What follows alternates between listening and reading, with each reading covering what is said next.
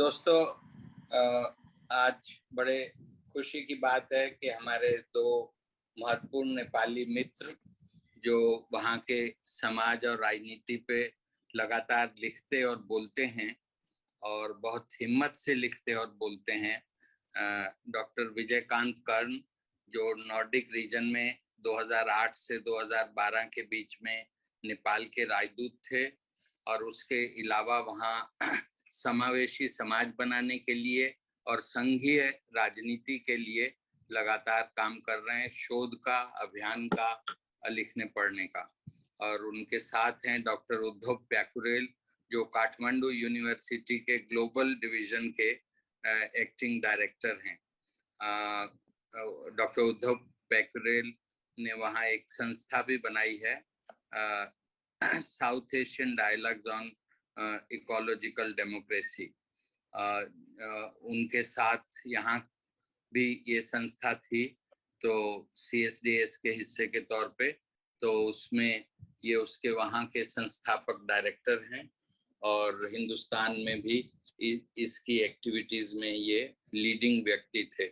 उसके अलावा डॉक्टर उद्धव प्याकुरेल लिखने और पढ़ाने के अलावा कई तरह की सामाजिक गतिविधियों से युवाओं के बीच मोटे तौर पे लोकतंत्र और कहीं कहीं पर्यावरणीय लोकतंत्र के सवालों पे सक्रिय हैं।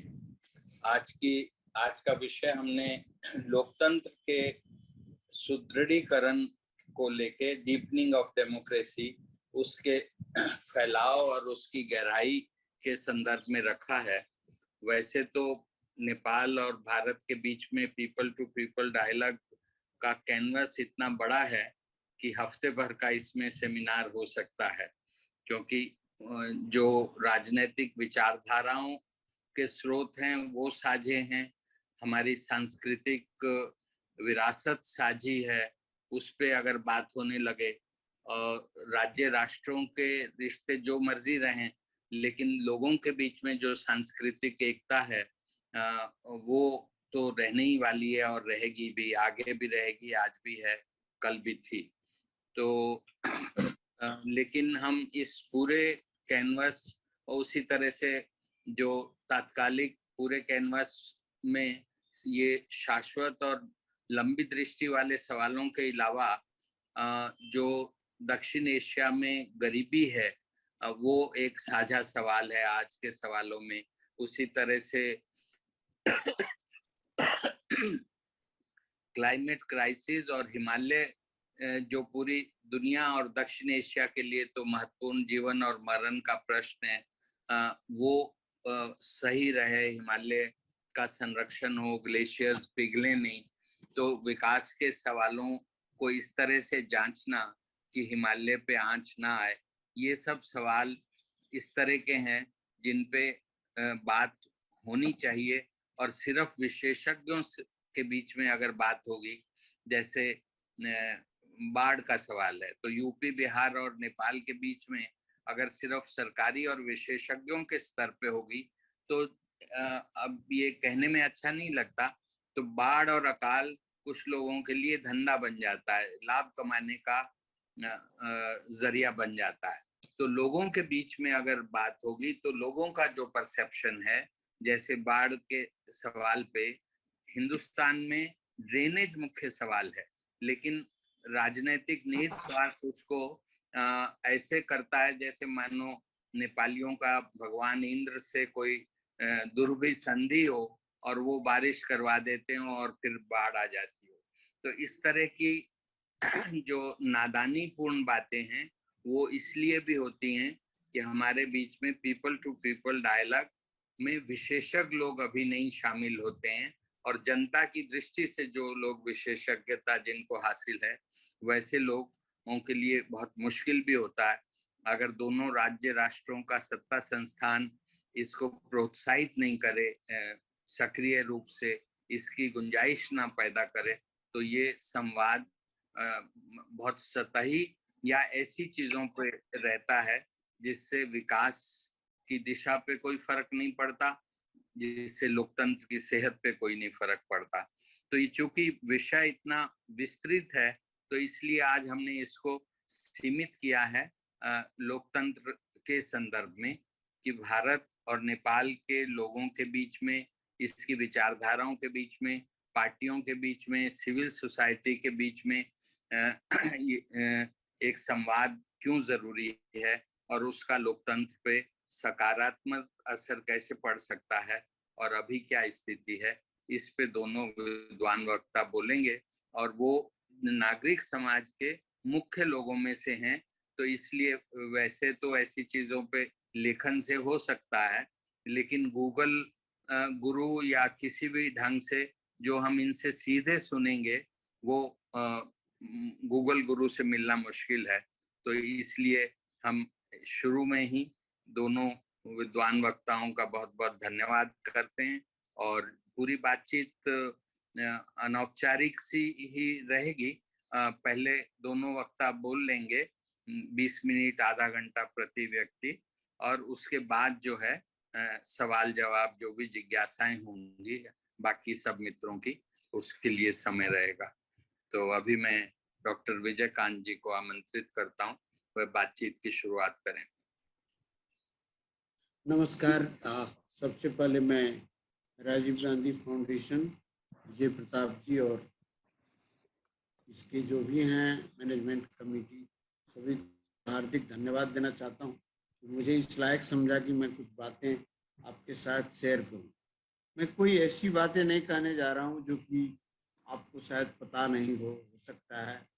तो हमारी बातों को करने के लिए एक जरिया बनाया विजय प्रताप जी, आपको बहुत बहुत धन्यवाद। मैं डेमोक्रेसी की बात नेपाल और भारत के बीच में शुरू करते मैं आज सुबह में सोच रहा था कहाँ से शुरू करूं।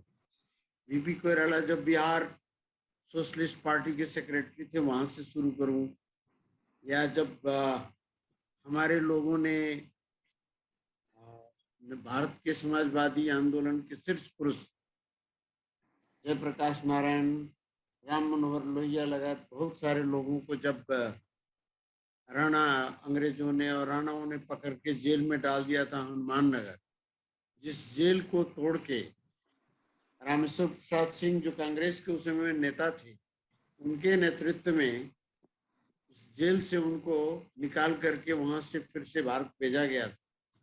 उस समय में एक मेरा ये कहना है कि नेपाल और भारत के बीच में आम जनता का संबंध का एक बहुत बड़ा आधार रहा है लोकतंत्र, और ये वन वे नहीं रहा है, दोनों ओर से। मैं समझ सकता हूं, मैं पढ़ रहा था किताब एक प्रदीप गिरि जी का लिखा हुआ। मैं सबसे पहले आप सभी से विनम्र अनुरोध करूंगा कि अभी प्रदीप गिरि जी की स्वास्थ्य ठीक नहीं है, उनके लिए प्रार्थना करें, हम शुभकामना दें उनकी स्वास्थ्य जल्दी से ठीक हो।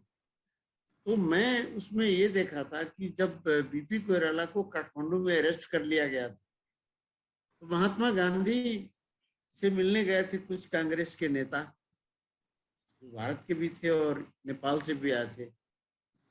तो गांधी जी का चिट्ठी आने से पहले एक मैसेज गया राणाओं को कि गांधी जी की चिट्ठी आ रही है बीपी कोइराला के लिए। तो चिट्ठी पहुंचने संदेश ने ये काम किया कि राणाओं ने बीपी कोइराला जी को रिलीज कर दिया जेल से। तो मैं देखता हूँ हनुमान नगर का जेल, मैं देखता हूँ समाजवादी आंदोलन से, भारत के समाजवादी आंदोलन से हमारे यहाँ लोगों की जो चेतना आई, जो भारत आप अभी 75वीं साल भारत का मना रहे हैं, ये इतना बड़ा इंस्पिरेशन रहा है दक्षिण एशिया और साउथ ईस्ट एशिया के लिए भी, जहां पर लोकतंत्र के लिए आंदोलन, कहीं पर पारिवारिक शासन, कहीं राजतंत्र के खिलाफ, कहीं सैनिकों के खिलाफ, लोगों ने एक भारत की स्वतंत्रता आंदोलन बहुत लाखों करोड़ों लोगों की प्रेरणा रही। और खास करके नेपाल और भारत का जो बॉर्डर, जिसमें लोग, मैं आज खुद याद करता हूं, जो मैं विद्यार्थी था तो मुझे जब पुलिस से वो होता था भाग करके हम रक्सौल आ जाते थे वीरगंज। और एक ऐसा मुझे मैं मतलब मुझे उस समय आश्चर्य लगता था कि लोग हमें वहां रहने और खाने का व्यवस्था करते थे, जिनको मैं ठीक से जानता भी नहीं था, वो भी हम लोग जब भाग कर जाते थे तो करते थे। और ये माहौल शुरू से ही रहा हमारे बीच में। तो लोकतंत्र दोनों देशों के, बनारस जिसका बहुत बड़ा केंद्र रहा, जहां से बहुत सारे हमारे नेता बीपी कोइराला से लेकर के सारे नेता, मनमोहन अधिकारी, पुष्पलाल जी, सारे लोग, जब भी हम पर लोकतंत्र में राजाओं ने कुछ आक्रमण किया लोगों पर, तो हमें आने का आश्रय स्थल भारत रहा है। तो ये एक संबंध हमारी बहुत पुरानी रही है। आधुनिक काल में नए हमारे यहाँ जो 1990 में मूवमेंट हुआ, तो मैं याद कर रहा हूँ, इंडियन कांग्रेस पार्टी से लेकर के आज की जो बीजेपी पार्टी है, उस समय में एक, हाँ, उस सारी पार्टियां और चंद्रशेखर जी के नेतृत्व में सारी पार्टियां काठमांडू में जाकर के और लोकतंत्र में आंदोलन में जाने वाले गणेश मान जी के प्रांगण में सभी लोगों ने वचनबद्धता किया कि हम आपके साथ। ये भारत सरकार की वचनबद्धता नहीं थी, वो भारतीय लोकतांत्रिक दलों की प्रतिबद्धता थी, जिससे लोगों में एक बहुत बड़ा उत्साह और जागरण भी हुआ था उस समय में, और जिससे कि नेपाल में 1990 में हमने लोकतंत्र मल्टी पार्टी सिस्टम स्टैब्लिश किया।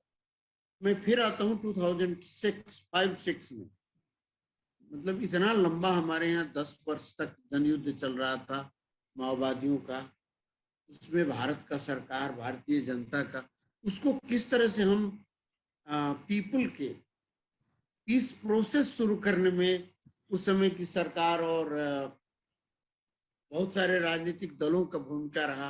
हम सारे लोग, हमारे नेता भाग करके काठमांडू, दिल्ली आए हुए थे, बहुत सारे जगह में बॉर्डर पर, बिहार, उत्तर प्रदेश में, वेस्ट बंगाल में जाकर बैठे थे, उनको लोगों ने सपोर्ट किया। और उस मूवमेंट में जो जनता की उभार आई, अर्थात आपका नैतिक समर्थन, राजनीतिक समर्थन नेपाल के लोकतंत्र के लिए, इसलिए लोकतंत्र का संबंध जो है हमारा, वो बहुत मजबूत संबंध है।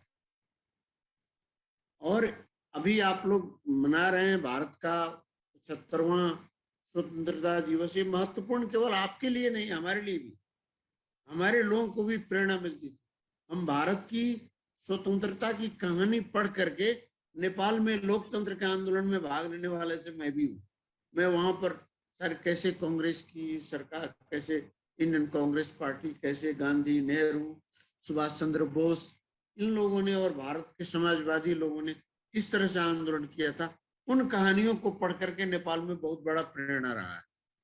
तो मैं ये कहूंगा कि हमारा जो लोकतंत्र का इतिहास है, ये अब धीरे धीरे कम हो रहा है। मैं इस बात से सहमत हूँ, बड़ा टाइमली डिस्कशन है कि हमें पीपल टू पीपल रिलेशंस, शायद काठमांडू और दिल्ली में एम्बेसी और परराष्ट्र मंत्रालय में रहने वाले लोगों को ये इतिहास नहीं पता हो, लेकिन हमारे गांव में आज भी लोगों को याद है कि हनुमान नगर जेल तोड़ दिया गया था, भाग करके नेता भारत से यहाँ आए थे, हमारे नेता वहां जाकर रहते थे।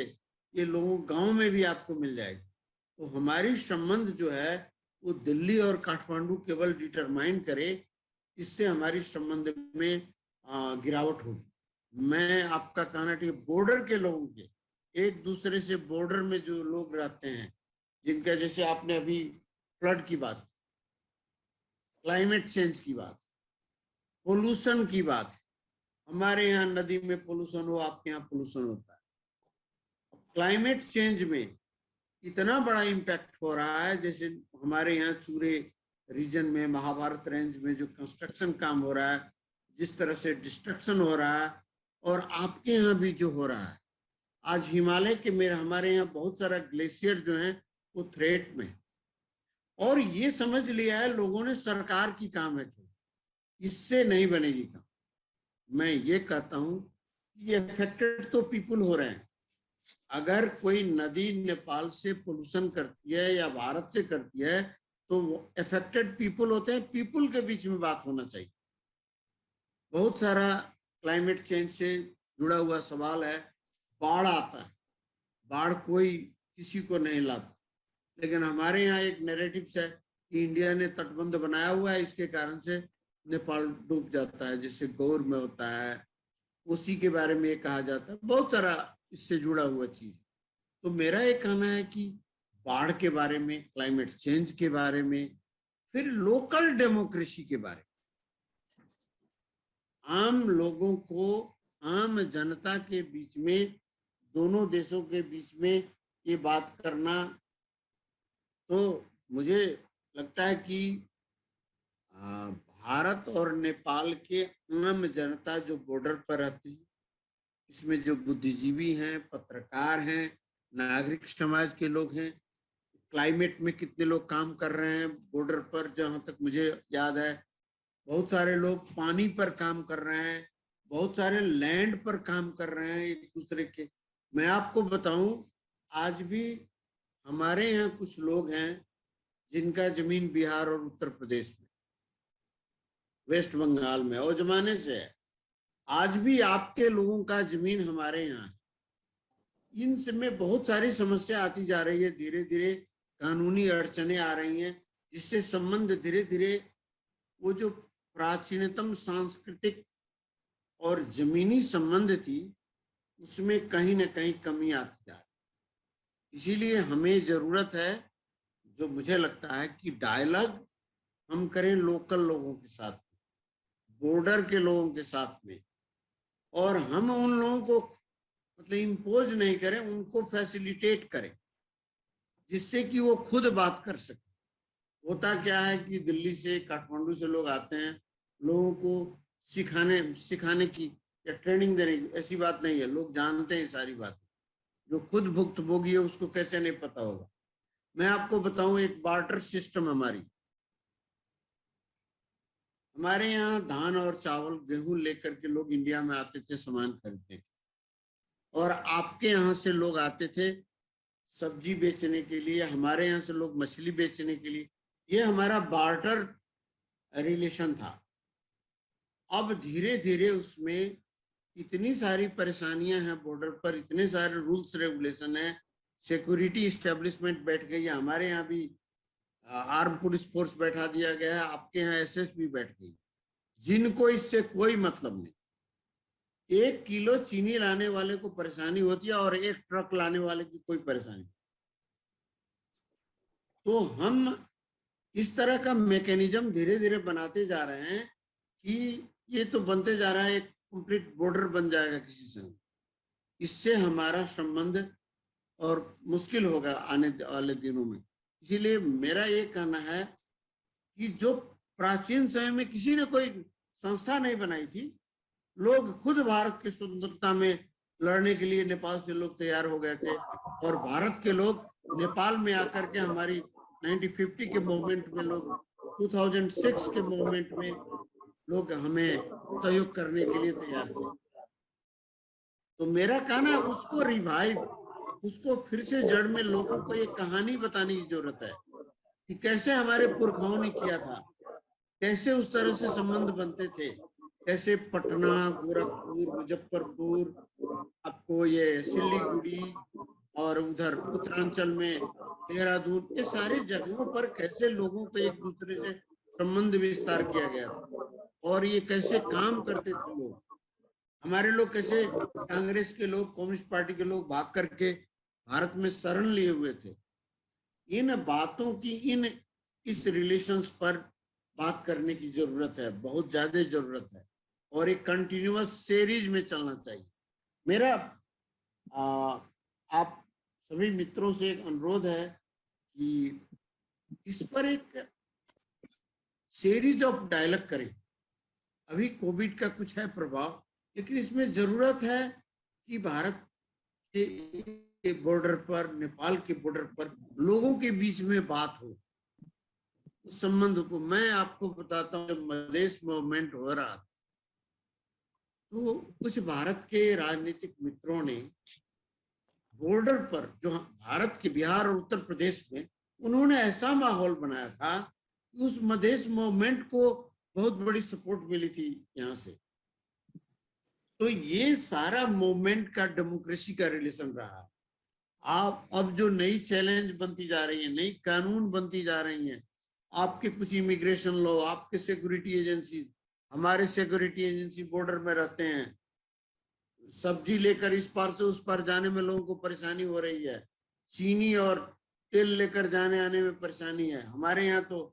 और आपके यहाँ ऐसा होता था कि हमें शादी हो, किसी के घर में मृत्यु हो जाए, कुछ भी हो, तो हम इधर से उधर आर पार चले जाते थे और लेकर आते।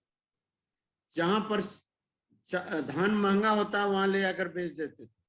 भारत में हमेशा सामान सस्ता मिलता था और आपके लोग आकर के हमारे यहाँ विदेशी सामान लेकर जाते। और बहुत सारा चीज जो उत्पादन होता था नेपाल में भी, वो भी भारत में आता था। और भारत का उत्पादन ये without any trade agreement, without any transit agreement, without any immigration law होता है। अब इन सभी चीजों को आधुनिक भारत और आधुनिक नेपाल इस पर धीरे धीरे शिकंजा कसते जा रहे हैं।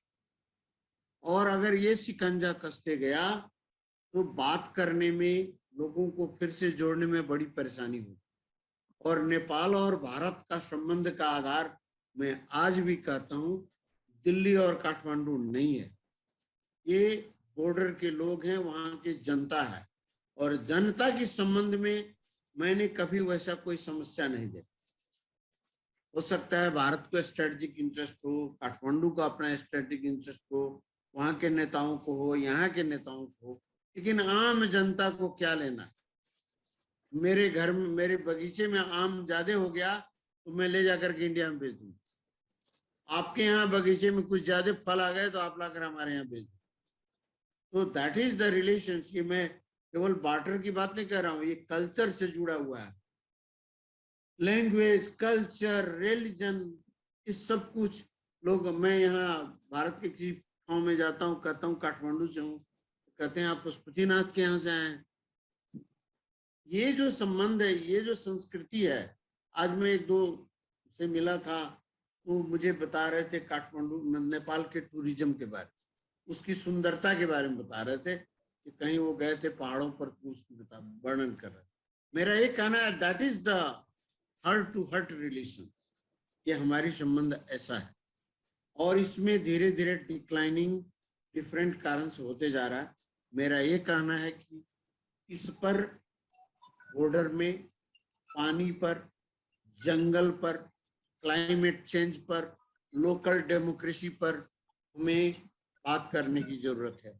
और उन सभी बातों को, ये जो कहानी, किसी को ये पता लगे कि जब बीपी कोइराला प्रवास से जब जा रहे थे, वहां काठमांडू के लिए विदा हो रहे थे, तो पटना के लोगों ने उनको विदाई कैसी। ये कहानी बताने की जरूरत है आज के नेपाल के युवा को और भारत के युवाओं को। 50,000 लोग जयप्रकाश नारायण जी के नेतृत्व में बीपी को विदा करने। It was a great moment and energy for leaders, और एक बहुत बड़ा एनर्जी था बीपी कोइराला जी के लिए।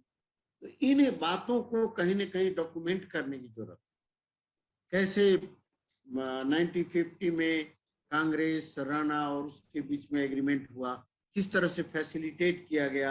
अभी माओवादी जन युद्ध में किस तरह से यथार्थ में भारत के नेताओं ने, जो यहाँ बना था एक कोलिशन जिसमें सभी लोग नेपाल सपोर्ट ग्रुप बना करके सहयोग किया था, किस तरह से पीस प्रोसेस में आम जनता के लेवल से सहयोग हुआ था।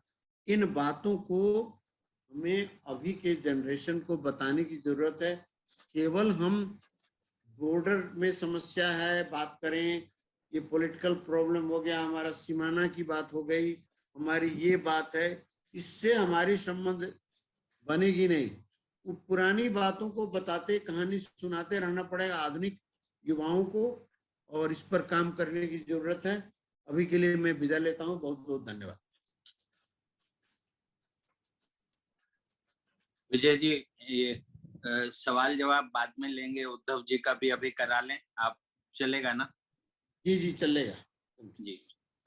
मैं एक सवाल जो सिर्फ जिक्र कर दे रहा हूँ उसका, सुरेंद्र पाल जी ने किया है वॉल पे चैट में कि चीन के असर से हमारी आपसी डिप्लोमेसी पे क्या प्रभाव पड़ रहा है इस पे, पर ये जब आप बात दोबारा रखेंगे तब इस प्रश्न को भी ले लीजिए।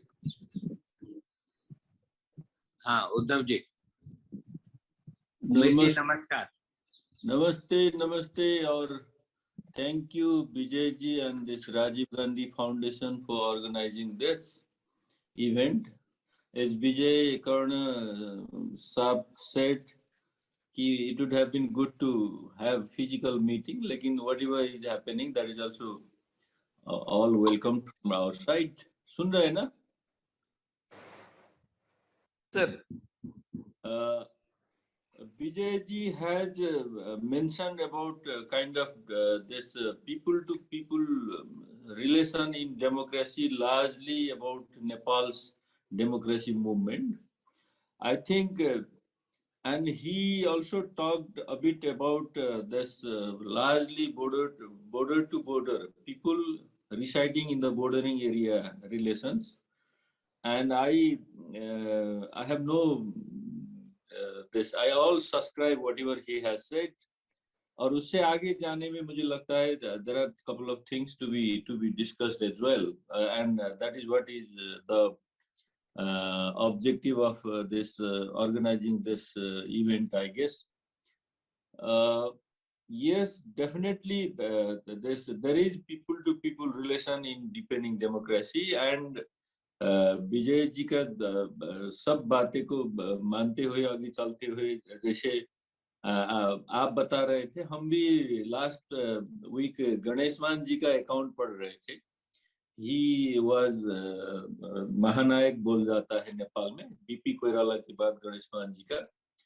उनने अपना उसमें लिखा है प्रदीप गिरी से थोड़ा आगे जाके कि he met Mahatma Gandhi and they had this thing in mind कि महात्मा गांधी को चिट्ठी लिखाएंगे तो नेपाल सरकार दबाव में पड़ जाएगा और छूट जाएंगे.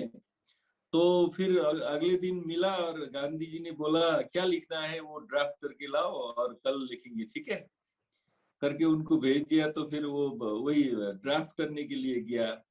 तो कल ड्राफ्ट लेके आते हुई जब ड्राफ्ट मिलने को वेट कर रहे थे, कोई आदमी आके बोल दिया कि बीपी कोइराला तो रिलीज हो चुके हैं. तो फिर मिलके उनने बोला ड्राफ्ट लाया है गांधी जी ने. तो फिर गांधी जी को बोला कि नहीं वो तो कल ही छूट गए थे, ड्राफ्ट तो अभी जरूरत नहीं पड़ा, फिर भी वी आर हैविंग ड्राफ्ट. तो ये कॉन्टेक्स्ट विजय जी ने साफ साफ रखा है. और लेकिन इसमें थोड़ा ज्यादा हमारा डेमोक्रेसी मूवमेंट पे जैसे उस समय की बात, डेफिनेटली इंडिपेंडेंस के संदर्भ में ये बात, नेपाल का बीपी कोइराला जेल में थे, वो बिहार कांग्रेस के सदस्य भी थी, ये सब बातें बढ़िया से रख दिया. तो उससे आगे जाने में मुझे लगता है इस तरह के संबंध जो पीपल टू पीपल रिलेशन का संबंध है का और भी पहलू है. वो पहलू में जैसे देखा है तो जैसे हम तो देख रहे हैं, आज मैंने ये भेंटघाट के क्रम में 2 इंसिडेंट मेरे उसमें है. एक मैंने एक ताइवान के यहाँ दिल्ली में जो भी कल्चरल ऑफिस है उससे वहाँ का एक प्रोफेसर से मिला था और I was talking about Taiwan China relation. And what he was saying, yes, definitely people to people relation is in this very good. लेकिन गवर्नमेंट तो कोई रिलेशन ही नहीं, neither we recognize their passport nor they recognize our passport. तो travel कैसे करता है? तो बोला तो फिर ट्रैवल के लिए दूसरा डॉक्यूमेंट क्रिएट करते हैं. We refer I mean passport, लेकिन उसको रिकॉग्नाइज करके उसी में स्टैंप लगाने का कोई नहीं करते. लेकिन people to people relation is very good, that is what he said. तो फिर दिन में एक जेएनयू अवार्डी पीएचडी वाले भाई से मिल रहा था, वो पाकिस्तान जाके आया था कई समय पहले. तो उसका एक कहना था कि पाकिस्तान में उसको जिस तरह का ट्रीटमेंट मिला है, ही वाज ओवरवेल्ड. उसको जो भी मतलब इंडियन होते हुए उसको ज्यादा प्रेफरेंस दे दिया है, पीपल ने ज्यादा महत्व दे दिया है, ज्यादा सम्मान दिया है, प्रोसेस को भी ज्यादा ईज कर दिया है। मेरे को इतना ऐसा एक्सपेक्टेशन नहीं था। वो दूसरे लोग से बात कर रहा था, अपना कॉलीग से, कि बोल रहा था कि, और दूसरी जो वहां नहीं गई है वो पूछ रही थी ऐसा है, तो आई एम ऑल्सो टेम्पटेड। तो वो बोल रहे हैं गवर्नमेंट में प्रॉब्लम है, लेकिन पीपल टू पीपल में प्रॉब्लम नहीं है। तो अब आते हैं फिर अब ये नागरिक नागरिक संबंध से ये दो देश का संबंध में कैसे असर पड़ेगा, ये भी देखना चाहिए। जैसे हमको तो लगता है, I am a bit this open border fundamentalist, हमको लगता है कि इंडिया कम से कम दो देश के साथ ओपन बॉर्डर चला रहा है। इंडिया इज एन एग्जाम्पल, उसके साथ क्लोज बॉर्डर भी है, ओपन बॉर्डर भी है, सबसे टाइट पाकिस्तान के साथ भी है, थोड़ा फ्लेक्सिबल बांग्लादेश के साथ भी है, तो भूटान और नेपाल के साथ ओपन बॉर्डर है। तो ये सारे अनुभव को देखते हुए इंडिया ने बोला के तहत कि कौन सी रिलेशन अच्छा होता है, और नेपाल को भी कम से कम दोनों एक्सपीरियंस है। एक तरह बहुत टाइट बॉर्डर अभी 1955 के बाद चीन की तरफ, और इंडिया की तरफ खुला बॉर्डर। तो हम दोनों देश देखना चाहिए कि ये पीपल टू पीपल रिलेशन जब होगा, बॉर्डर खुला होगा, तो people to people relation easy हो जाएगा, एक से दूसरे को अंडरस्टैंडिंग कर सकते हैं। क्या है गवर्नमेंट के बियॉन्ड, गवर्नमेंट तो अपना स्टोरी बताता है, जैसे अभी हमने बोला इंडिया पाकिस्तान, इंडिया चाइना का जो भी स्टोरी यहाँ और उधर दिखाई दे रहा है, पाकिस्तान में इंडिया की नफरती में और यहाँ पाकिस्तान की नफरती में जो दिखाई दे रहा है, उससे पीपल रिलाई करे तो फिर क्या होगा पता नहीं, लेकिन पीपल के लेवल में ओपन हो, विजिट करना सके, वो एक दूसरे को अपना प्रॉब्लम या स्ट्रेंथ जो भी हो शेयर कर सके। इस तरह से क्या होगा, ये भी हमारे दो देश का ही एक तरह से अच्छा सा उदाहरण बन गया है। जैसे नेपाल और इंडिया के बीच में, जैसे मेरे ही अपना उसमें उम्र में 2-3 दफा बहुत अप्स एंड डाउन रिलेशन दिखा हूं मैंने। अब वो 90 का ऑब्स्टिकल तो हमने उतना नहीं वो किया है, हम तो गांव के आदमी था, उसी समय गांव में था, कोई इम्पैक्ट हमको पता नहीं था। अभी लेटेस्ट उसमें भी कभी मेरा होल पार्लियामेंट 1 मिनट ताली, मतलब 1.5 मिनट ताली बजाता है प्रधान इंडिया की प्रधानमंत्री के सपोर्ट में, तो कभी फिर पार्लियामेंट में उन्हीं के विरोध में वक्तव्य भी होता है। इस तरह का अप्स एंड डाउन, ये ब्लॉकेट वगैरह सब जो भी रिसेंट अटेम्प्ट दोनों तरफ से हो गया है, इसमें फिर देखिए तो कैसे फिर ऑल ऑफ सडन 1 साल 1.5 साल में संबंध नॉर्मल सा हो जाता है। That has to be also looked in the perspective. और बोलना चाहिए कि मुझे तो इसमें लगता है कैसे इतना जल्दी जल्दी ये संबंध सुधार भी हो जाता है। इसमें पीपल टू पीपल रिलेशन का बड़ा रोल है। जैसे जब हमारे में ब्लॉकेट के कॉन्टेक्स्ट जो भी हो, लेकिन इंडिया को जिस तरह का वो ब्लेम था, उस समय भी जब इंडियन लोग पशुपति या मुक्तिनाथ या जनकपुर ट्रैवल करते थे, क्योंकि उस समय भी कुछ ये वो तो नहीं था, उसके बाद भी कंटिन्यू ही है, अभी भी एक तरह से बॉर्डर का डिस्प्यूट जैसा दिखाई दे रहा है, दूसरा तरह सिचुएशन नॉर्मल है। तो ये पीपल टू पीपल रिलेशन से क्या होता है कि काठमांडू में जाके कोई इंडियन जाके जब नेपाली लोग में गुस्सा है तो भी नहीं, ये तो आप और हम तो एक ही है, भाई भाई में ऐसा होना नहीं चाहिए। जब people to people contact through बोल देता है, वो उससे जो गुस्सा वो भी कम हो जाता है। यहाँ भी हम देखा जब ये नेपाल के माओवादी और इंडिया के रिलेशन में उतना अच्छा नहीं था 2008-2009 की तरह, उस समय मैं दिल्ली में था। यहाँ एक तरह का एंगर दिखाई देता था पीपल का, मतलब सरकार के लेवल में, लेकिन पीपल में लगता था कि नहीं, ये तो आप लोग तो ऐसे कैसे कर सकते हैं, आप तो हमारे हैं। इस तरह का जो भी शेयरिंग एंड केयरिंग का नेचर होता है पीपल टू पीपल रिलेशन में, तो इसके लिए वो बॉर्डर तो ओपन होना ही है। बॉर्डर ओपन नहीं हुआ तो फिर क्या होता है कि visit will be only available at the elite level, जो बड़े बड़े आदमी है उन्हीं के साथ में संबंध हो जाएगा, तो फिर इनका तो यहाँ नहीं तो लंदन में मुलाकात होगा, यहाँ नहीं तो डीसी में मुलाकात होगा। इनका लेवल से भी, ग्रास रूट के लेवल से जिस तरह का आना जाना और शेयरिंग केयरिंग का जो बात बनता है, इससे बहुत कुछ हो जाता है। और इसी के वजह से बहुत कुछ सीख भी जा सकता है और आगे बढ़ने का सवाल भी हो जाता है, जैसा लगता है मुझे। ये मामला क्यों अच्छा भी लग रहा है कि मैंने अभी भी बताया कि संबंध सुधार में भी, देश देश का संबंध के सुधार में जो डिप्लोमेटिक और जियोपॉलिटिकल जो भी बोलता है, उसके लिए भी पीपल टू पीपल रिलेशन बहुत कामयाबी होता है। लेकिन इसमें अब प्रॉब्लम क्या है? अभी विजय जी ने बॉर्डर टू बॉर्डर का बात किया, लेकिन जब नेबरहुड है भारत और नेपाल जैसे, या जो भी नेबरहुड में रहते हैं, उसमें बॉर्डर टू बॉर्डर बहुत बढ़िया रहता है। उसका संबंध से कम बहुत समाधान तो निकल जाता है। लेकिन कभी कभी इसको पूरा देश में भी ले जाना पड़ता है, जैसा लगता है।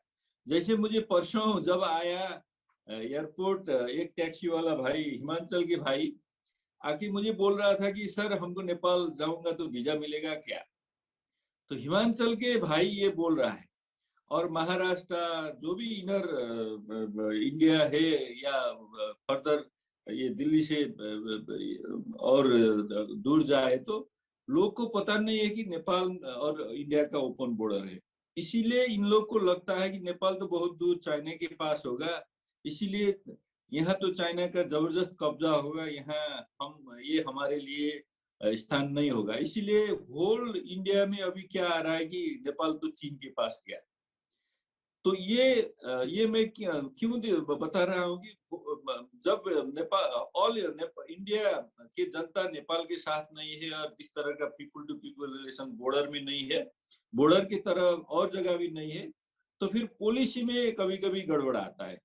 ये नेपाल की तरफ भी है, नेपाल की तरफ भी वही है, जैसे बॉर्डर टू बॉर्डर आदमी का कोई प्रॉब्लम नहीं है।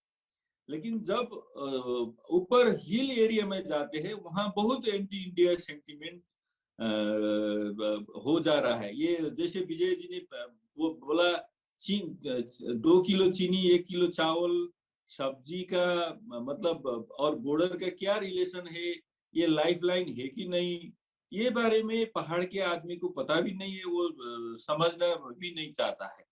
एक उदाहरण थे, जैसे कल हमारे पार्लियामेंट ने नागरिकता विधेयक पास किया, और मैंने फेसबुक में डाल दिया कि ये कम से कम 7 साल हुआ है कॉन्स्टिट्यूशन आया हुआ, लेकिन new citizenship act was not there. तो कल दोनों सदन का अप्रूवल हो गया। अभी प्रेसिडेंट जब इसमें सील लगाएगी, that will be in operation. तो जब मैंने इसमें खुशी जताते हुए स्टेटस लिखा, तो वहाँ पहाड़ के लोग बोलने लगे कि ये किसके लिए किया है, वो क्या है, इसकी वजह क्या है। तो इनको ये पता नहीं है कि इनको ये मानना है पहाड़ी लोग को, जैसे इंडिया में मुझे वीजा पूछ रहा है, और इनर इंडिया में नेपाल इंडिया ओपन बॉर्डर का, यहाँ का रिलेशन का जिस तरह का जानकारी नहीं है, उसी तरह हमारे पहाड़ के लोग को भी ये जानकारी नहीं है कि हर इंडियन नेपाल का नागरिकता चाहते हैं क्या, वो क्यों चाहे, इसके बारे में कोई बहस भी नहीं है। इमोशन के लेवल पे ये बात करते रहता है, और हमारा इतना parliamentary process, legal process, constitutional process, सबको ये अनदेखा करके क्रिटिसिज्म करते रहता है। तो इसीलिए मेरे ख्याल definitely border to border is as important as we discuss, लेकिन इसको थोड़ा पान नेशनल भी बनाना चाहिए। मुंबई और रसुआ, मतलब एक इधर चाइना के बॉर्डरिंग डिस्ट्रिक्ट और श्रीलंका के बॉर्डरिंग इंडियन डिस्ट्रिक्ट के बीच में भी उसी तरह का एक तरह का अंडरस्टैंडिंग हो कि नेपाल क्या है, या पहाड़े नेपाली को इंडिया क्या है, इंडिया का पर कैपिटा इनकम क्या है, उनका इंटरेस्ट क्या है नेपाल और इंडिया का संबंध ये नेपाल में जुड़ा हुआ सम डिस्ट्रिक्ट के बियॉन्ड जाके क्या होगा, इस तरह का सब एक लार्जर कॉन्टेक्स्ट में समझने के लिए इस तरह का डायलॉग फलदायी होगा। और उसके साथ साथ जैसे पहले विजय जी ने बताया, किसी एक देश में डेमोक्रेसी का क्राइसिस हो या किसी एक देश ने दूसरे के साथ सीखना है तो इसके लिए भी मौका मिलेगा। जैसे मैं यहाँ आने से पहले हाइडलबर्ग में था, वहाँ इंडिया का एक डिस्कशन हो रहा था। ये TIS Tata institute of social sciences के डीन वहाँ यहाँ के ये इलेक्टोरल सिस्टम और how migrants are not given voting rights पे चर्चा कर रहे थे। तो मैंने वहाँ अपना वो दे दिया कि देखिए, माइग्रेंट को वोटिंग राइट दिलाने में आपका इलेक्टोरल सिस्टम में कुछ गड़बड़ी है। जब first pass the post election system को हर जगह आपने स्पेस दिया है, उसमें ये माइग्रेंट बिकम हर्डल। लेकिन उसका अपना ही मतलब एक नेशनल कॉन्स्टिट्यूंसी बना के, जैसे हमने PR इंट्रोड्यूस किया है नेपाल में, 40% seat will be elected through PR। उसमें देश ही एक कॉन्स्टिट्यूंसी हो जाएगा। कहीं का वोटर भी कहीं जाके वोट डालने में कोई कॉन्स्टिट्यूंसी में उसका प्रॉब्लम नहीं हो जाएगा। तो देन माइग्रेंट बिहार के आदमी को मुंबई में वोट डालना और मुंबई के आदमी को बिहार में वोट डालने के लिए कोई प्रॉब्लम नहीं होगा। तो इसके लिए आपको वातावरण बनाना होगा, मैंने उनको बोला था। तो फिर they were thinking of having one more discussion regarding this। तो इस तरह से सीखने के मौका के लिए भी एक का दूसरा को, जैसे डेमोक्रेसी हमारा अभी भी आपका लंबा 75 साल का सेलिब्रेशन कर रहे हैं, हमारे ऑन एंड ऑफ होके अभी 7 साल हुआ है लेटेस्ट कॉन्स्टिट्यूशन आया हुआ।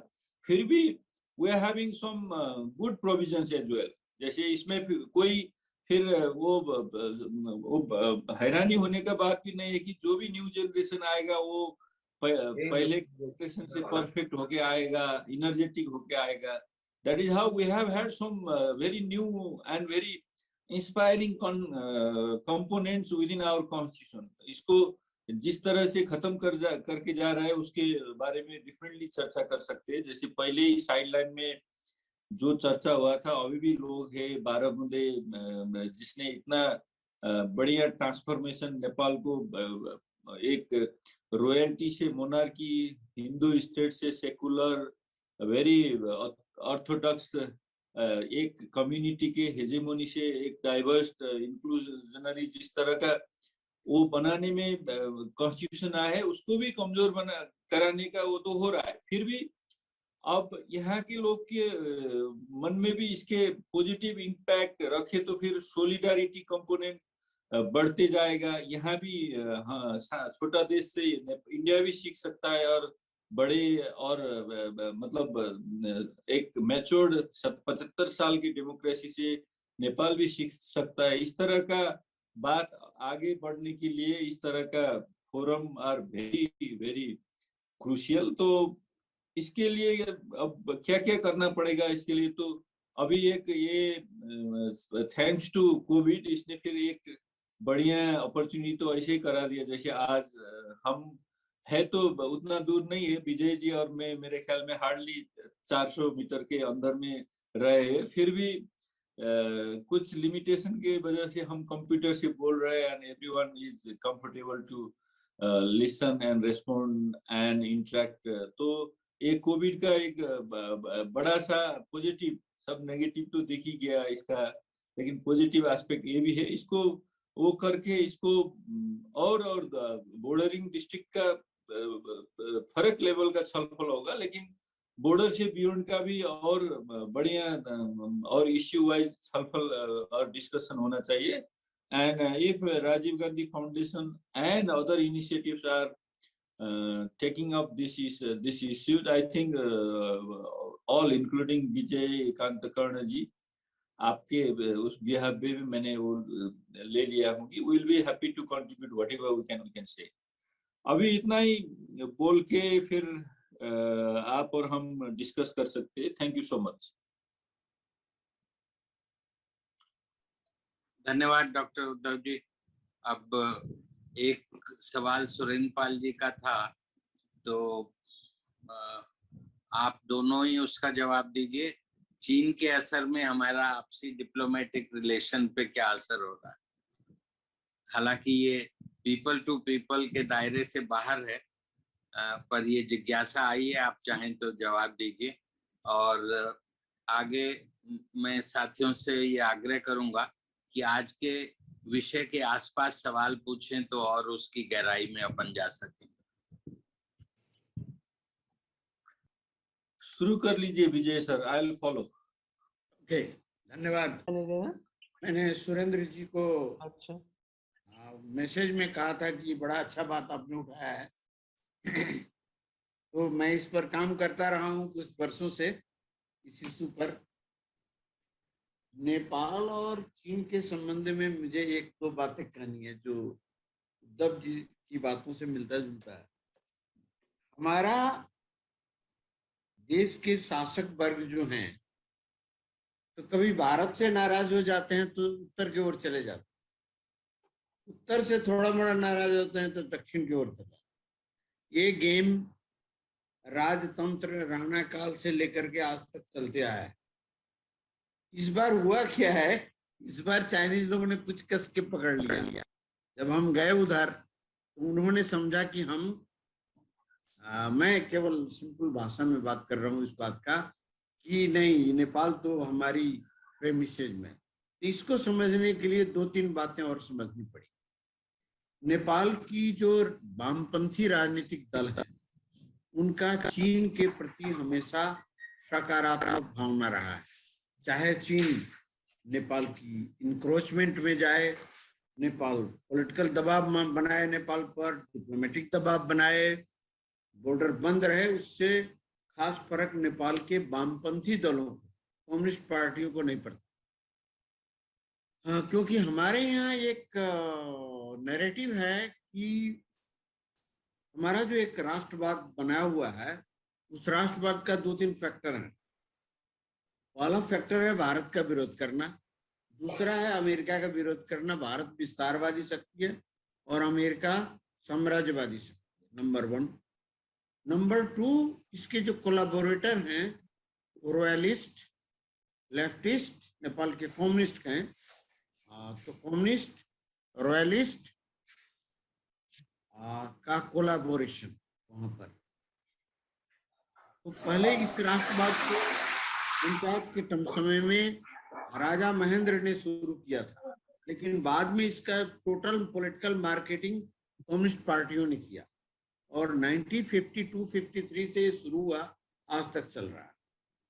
तो इस संदर्भ में हमारी 3 इलेक्शन, खास करके 2008, 2013 और 2017 का इलेक्शन जब आप देखेंगे तो तीनों इलेक्शन में पॉलिटिकल डेमोग्राफी ये रहा है कि 52 से 57, 58 तक जो वोटिंग है वो लेफ्टिस्ट पार्टियों को मिला है, वो यूएमएल और माओइस्ट पार्टी। इससे वहां की पॉलिटिकल डेमोग्राफी जो डिटरमाइन करता है फॉरेन पॉलिसी, और खास करके लास्ट 5-6 ईयर में 2015 के बाद में नेपाल और चीन के में रिलेशन में बहुत ही क्लोजनेस डेवलप हुआ और उसके परिणाम स्वरूप बहुत सारा स्ट्रेटेजिक रिलेशन डेवलप हुआ इस बीच। और इससे चाइनीज जो अभी अब नेपाल में ही नहीं, दुनिया में बहुत सारे जगह पर जो कोर्सिव डिप्लोमेसी या आप कह सकते हैं जिस तरह का उन्होंने शुरू किया, बहुत सारे देशों में बहुत सारे स्ट्रेटजी लेकर, नया नया BRI से लेकर के और नया नया स्ट्रेटजी लाए हैं। और खास करके प्रेसिडेंट सी के विजिट 2019 में जब हुआ था, तो प्रेसिडेंट सी का 2 स्टेटमेंट बहुत इंपॉर्टेंट। एक, उस समय में प्रेसिडेंट ने कहा कि नेपाल और चीन के बीच में अभी तक कॉम्प्रिहेंसिव पार्टनरशिप था, आज से ये स्ट्रेटेजिक पार्टनरशिप में कन्वर्ट हो। नेपाल उस पर कुछ नहीं कहा गया, लेकिन MOU जो बना था उसमें स्ट्रेटेजिक पार्टनरशिप लिखा गया। आज तक नेपाल में इस पर खास डिस्कशन नहीं हुआ है कि what does it mean strategic partnership. और उसके बाद में 17 में हमने BRI एग्रीमेंट साइन किया। 17 में ही हमने अमेरिका के साथ में MCC साइन की। आज के समय में स्थिति ये रहा है कि नेपाल का संबंध अमेरिका और अन्य किसी देशों से जब भी कोई नया डेवलपमेंट, नया स्ट्रेटजी में, कोई पार्टनरशिप में जाते हैं हम, तो उस समय में Chinese concern not privately, not diplomatically, openly होकर आता। अर्थात China considered Nepal as an ally country. और ये नया डेवलपमेंट है। जब हम MCC का मतलब बात कर रहे थे अमेरिकन नेगोशिएटर से, इसमें पहले ऐसा नहीं होता था। अगर किसी को कोई कंसर्न होता था, भारत को, चाहे चीन को या अन्य किसी देशों को, वो डिप्लोमेटिक तरीका से फॉरेन मिनिस्ट्री लीडर लोगों से बात करते थे। लेकिन अभी वोकल रूप में MCC के विरुद्ध में चाइनीज लोगों ने नेपाल में बहुत बड़ा कैंपेन किया अमेरिका के। अभी एक और हम स्टेट पार्टनरशिप जो कि हमारे आर्म फोर्सेस के लिए, डिजास्टर के लिए है, उसमें हम लोगों ने एग्री किया हुआ था अमेरिका के साथ में। एग्रीमेंट करते वक्त उन्होंने इस तरह का माहौल बनाया, चाइनीज और लेफ्टिस्ट पार्टियों ने और खास और रॉयलिस्ट लोगों ने, कि ये मिलिट्री अलायंस है, इसमें नहीं जाना है। तो ये माहौल वहां पर है। इससे भारत के क्या संबंध, भारत पर क्या संबंध प्रभाव पड़ता है? तो मैं समझता हूं कि नेपाल के भीतर जो पॉलिटिकल डेमोग्राफी है उस पर चाइनीज लोग प्ले कर रहे हैं और उस प्ले को अपने इंटरेस्ट में यूज कर रहे हैं, और नहीं केवल अमेरिका के, भारत के विरुद्ध में भी उसका प्रयोग हो रहा है। छोटी छोटी बातों को बहुत बड़ी बड़ी बना करके दिखाया जाता है, जिससे कि एक माहौल बना हुआ है कि चीन जो है बहुत ही हमारा प्रिय मित्र देश है। और एक और बात है इससे जुड़ा हुआ, जो हमारे यूथ और हमारे लीडर लोगों को बड़ा प्रिय लगता है, कि चीन की प्रगति, जो उसकी आर्थिक प्रगति है, इंफ्रास्ट्रक्चर का डेवलपमेंट है, सबको देख करके कहीं ना कहीं लोगों को एक बहुत बड़ा आकर्षण बनाया गया। किसी को ये समझ में नहीं आता कि तिब्बत में रहने वाले लोगों के साथ में किस तरह की मानव अधिकार की हनन हो रही है। जो वहाँ मुस्लिम समुदाय है, यूगर समुदाय, उनको कल्चरल एनिहिलेशन किया जा रहा है, कैंप में रखा गया है, उनकी महिलाओं के साथ में, हजारों हजार महिलाओं के साथ में बलात्कार हो रही हैं। ये कहीं पर कोई डिस्कशन नेपाली सोसाइटी, मीडिया में नहीं है। और उतना ही नहीं, नेपाल के बॉर्डर, चीन के और तिब्बत और नेपाल के बॉर्डर में रहने वाले जो तिब्बतन कम्युनिटी, दोनों ओर जो मतलब मंगोलियन कम्युनिटी है, सेम रेस है, सेम पीपुल हैं, लेकिन दो बॉर्डर है।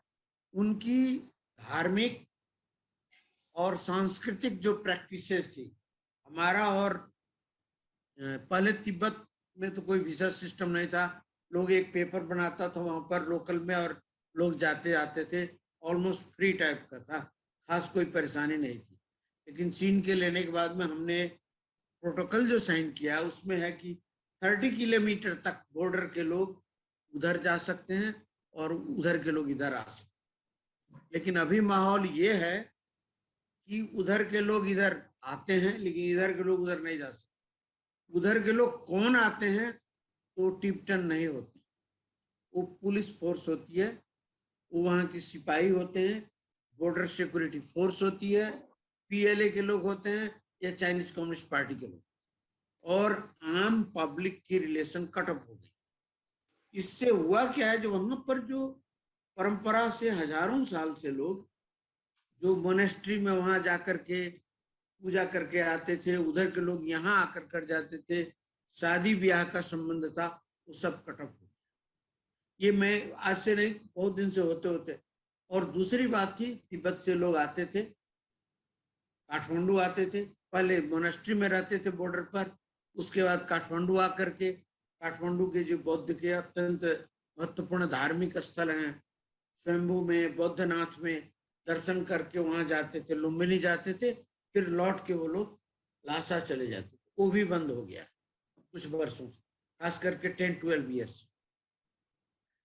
उनके कारण से एक और बड़ी प्रॉब्लम हुई है टिबेटन रिफ्यूजी की, कि 1995 के बाद में जो टिबेटन रिफ्यूजी रह रहे हैं नेपाल में, उनके जो बच्चे हैं या और भी लोग आकर उसके बाद में आए हुए लोग हैं, उनको नेपाल सरकार अंडर प्रेशर, चाइनीज गवर्नमेंट उनको आइडेंटिटी कार्ड नहीं दे रही, जिससे वो पढ़ भी नहीं पा रहे हैं, कोई बिजनेस नहीं कर पाते हैं, कहीं जा भी नहीं पाते। तो इससे उनके मानव अधिकार पर बहुत बड़ी समस्या हो गई है, और उनके जीवन यापन का भी समस्या है।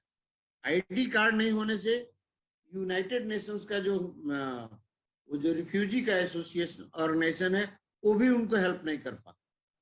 तो इस तरह से ये डिप्लोमेटिक प्रेशर बहुत ज्यादा बना।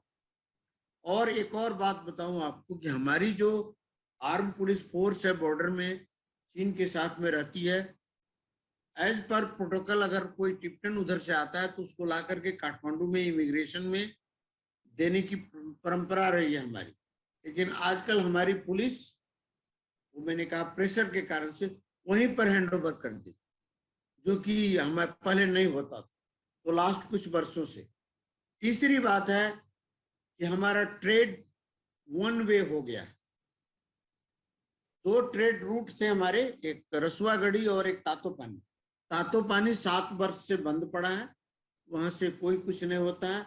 बहुत सारा इंफ्रास्ट्रक्चर हमारे पार्ट में लोन लेकर के वर्ल्ड बैंक से हमने बनाए हुई है, वहां पर ड्राई पोर्ट बहुत सारा, लेकिन वो बंद है, वो कोई यूज नहीं है। रसुआगढ़ी में कोविड से पहले दिन में 80 ट्रक सामान आता था, आजकल 7 या 10 ट्रक आता है। कुछ दिन पहले तक 3 ट्रक आता था। तो ये है। और दूसरी महत्वपूर्ण बात यह है कि हमारी सामान इधर से एक्सपोर्ट उस रूट से नहीं हो रहा है। लगभग अब कहना पड़ा ऑलमोस्ट 3 इयर्स कि अब वो बंद हो गया है टोटली, इधर से एक्सपोर्ट नहीं हो पाता। तो ये रहा है बॉर्डर का जो समन्वय में मेरी जानकारी में रही है, और इसमें यही स्थिति है, वही मैं आप लोगों को जानकारी है। धन्यवाद। हेलो विजयकांत जी। हाँ, अमेरिका और नेपाल के बीच में एमसीसी क्या है, ये जरा एक्सप्लेन कर दीजिए। देखिए ये बात क्या है कि अमेरिकन लोग 80s के बाद में हार्डवेयर से ज्यादा सॉफ्टवेयर में ध्यान देने। मैं ये कह रहा था कि अमेरिका 80s के बाद में ज्यादातर देशों में, जो गरीब देश हैं उसमें उसने हेल्थ एजुकेशन पर ज्यादा ध्यान देने लगे हुए। उससे यूएसआईडी का जो स्ट्रक्चर था वो पुराना स्ट्रक्चर चेंज होकर के सॉफ्टवेयर में ज्यादा ध्यान लगा। और एड कॉन्फ्रेंसों में अमेरिका को ये ब्लेम किया जाता रहा है कि अमेरिका सॉफ्टवेयर में, ह्यूमन राइट्स में, डेमोक्रेसी में, एजुकेशन में, हेल्थ में तो है, लेकिन इंफ्रास्ट्रक्चर में हेल्प नहीं करता। इससे असंतुलन बना हुआ है। तो जहां तक मेरी जानकारी है, अराउंड 2001-2 में अमेरिकन लोगों ने डिस्कशन शुरू किया, और 2004 में आकर के इसको ये कहा गया कि इंफ्रास्ट्रक्चर के डेवलपमेंट के लिए 5 इयर्स में कुछ अमाउंट दिया जाए। उन्होंने कुछ क्राइटेरिया बनाए। हमने 2011 में इसमें अप्लाई किया था। उन्होंने 2014 या 15 में हमको कहा कि आपका बहुत सारा इसमें जितना बोल रहा हूँ उतना ही नहीं, इसमें उन्होंने बहुत सारे क्वेश्चन पूछे, हमने बहुत सारा जवाब दिया। हमारा फाइनेंस मिनिस्ट्री, फॉरेन मिनिस्ट्री लगा रहा। इट्स ऑलमोस्ट 5-6-7 ईयर्स के बाद में उन्होंने कहा कि यू आर नाउ एलिजिबल। तो हमने 2017 में ये एग्रीमेंट साइन किया उनके साथ। हमने इस एग्रीमेंट साइन करते वक्त एक क्लॉज बाद में डाल दिया गया कि ये बहुत बड़ा इशू है, इसको पार्लियामेंट से रेटिफाई करें। उससे पहले फॉरेन एड का कोई भी एलिमेंट्स उसमें रेटिफाई नहीं कराई जाती। उसके बाद में चाइनीज लोगों ने कहा कि ये आईपीएस का पार्ट है, इंडो पैसिफिक स्ट्रेटजी का पार्ट है, और इंडो पैसिफिक जो स्ट्रेटजी है वो मिलिट्री अलायंस है। और ये एशिया में 4 देश, भारत, अमेरिका, ऑस्ट्रेलिया और जापान, इनको लीड करते हैं, और ये मिलिट्री अलायंस के रूप में डेवलप हो रहा है। और ये मैसेज खास करके लेफ्ट पॉलिटिकल पार्टियों ने दिया, और इसको रोकने के लिए वो जो खास इसमें 2 कंपोनेंट्स हैं। एक कंपोनेंट है transmission line which is very important, और ये दोनों प्रोजेक्ट जो मैं बता रहा हूँ, एक रोड का प्रोजेक्ट है, ट्रांसमिशन लाइन का। ट्रांसमिशन लाइन टू इंडिया, इसमें एक कंपोनेंट इंडिया से भी जुड़ता है, वो ट्रांसमिशन लाइन का। एग्रीमेंट करने से पहले अमेरिका और नेपाल दोनों ने इंडिया से बात किया। इंडिया ने अपनी मंजूरी दे दी थी उसी समय में कि हमें कोई दिक्कत नहीं, आप जहां तक नेपाल के सीमा पर लाओगे, भारत नेपाल के सीमा पर, वहां से हम अपना ट्रांसमिशन लाइन, हम एग्री करते हैं कि वहां से हम भी उसको जोड़ेंगे ग्रिड तक ले जाने में, जहां पर जरूरत होगी भारत में। तो ये एग्रीमेंट अंडरस्टैंडिंग हो चुका है, और India has very clearly yes कहा गया था उसमें।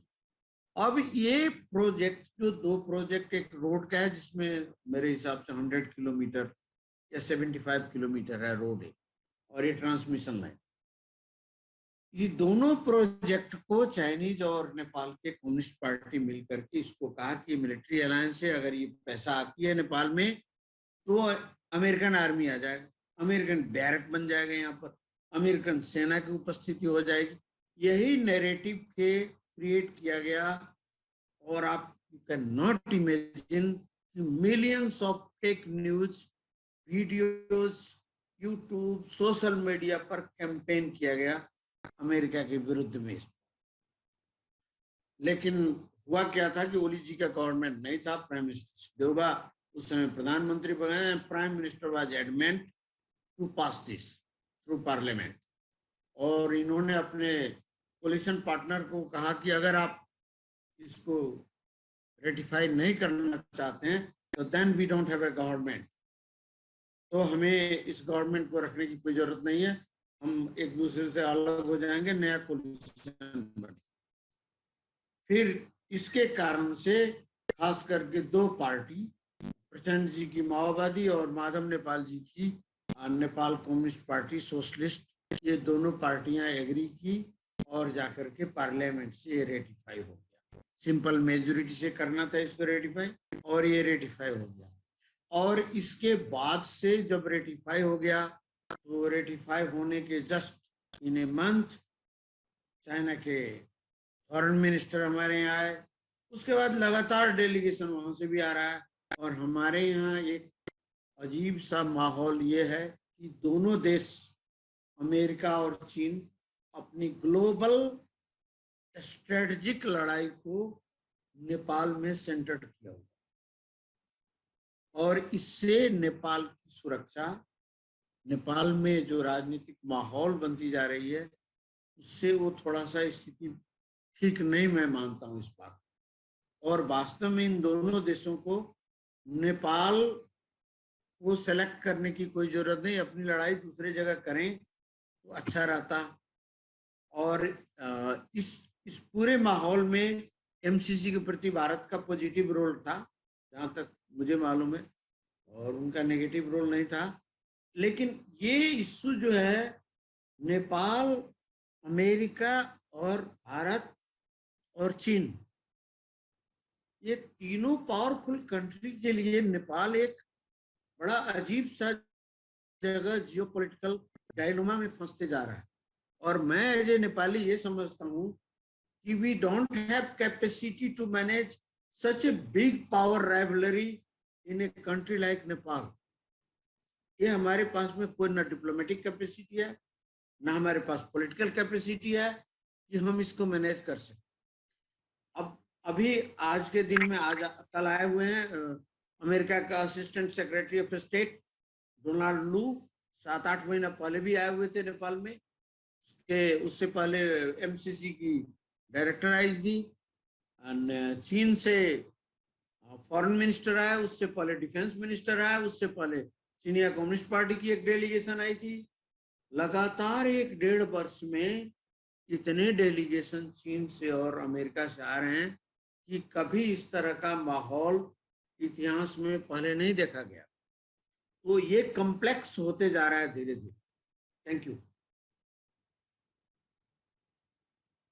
उद्धव जी, आप भी कुछ चीन के असर का भारत नेपाल के पीपल टू पीपल, नेपाल की पॉलिसीज, इस पे असर पे आप भी कुछ कहिए।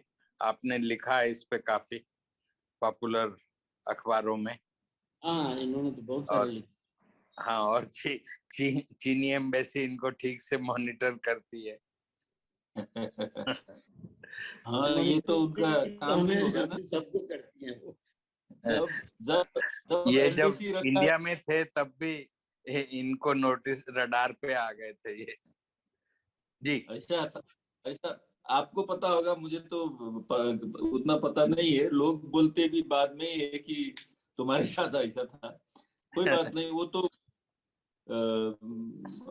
जैसे ये नेपाल चाइना का बात मैंने अभी पहले भी रख दिया हूँ कि कुछ तो ऐसे ही स्वीपिंग स्टेटमेंट की तरह आता है।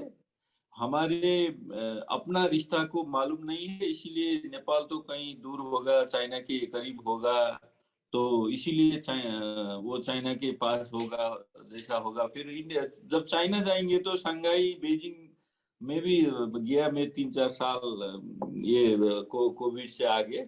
वहां के लोग को भी नेपाल के बारे में, यहाँ के मुंबई या अन्यत्र के लोग का जैसा ही जान, कहाँ है पता भी नहीं है, क्या संबंध है पता भी नहीं है। ये तो हमारा एक तरह का इग्नोरेंस ये तो है ही। लेकिन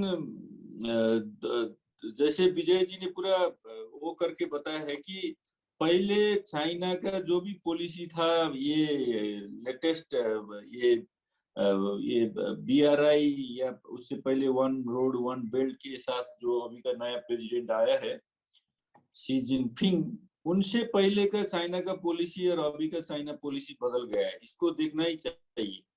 लेकिन इसको देखने के लिए विजय जी जो बता रहा है, उनको पहले हमारे जो भी नेता जाते थे, जैसे पहले भी बताया कि यहाँ इंडिया के साथ कोई संबंध गड़बड़ हो गया तो they try to go towards China and ask for their support. तो ये तो आज का बात नहीं है। हम पढ़ रहे थे एक उसमें 1839 नेपाल के चिट्ठी लिखा है चाइना को। सुन रहे क्या लक्ष्मण जी का? हाँ, सॉरी, ये माइक म्यूट कर लीजिए जो लोग, उद्धव जी के अलावा सब लोग, डिस्टरबेंस हो रहा है।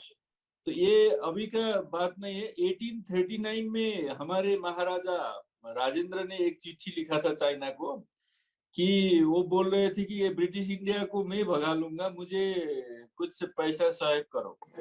तो इस तरह से उस समय से लिखते आ रहा था। लेकिन इसमें क्या होता था कि China kept its position from distance, saying कि हम उतना सहयोगी नहीं हो सकते, you can have good relation with us, लेकिन जिस तरह का संबंध इंडिया के साथ रहा है उसको हम कंपेंसेट नहीं सकते, रिप्लेस कर नहीं सकते।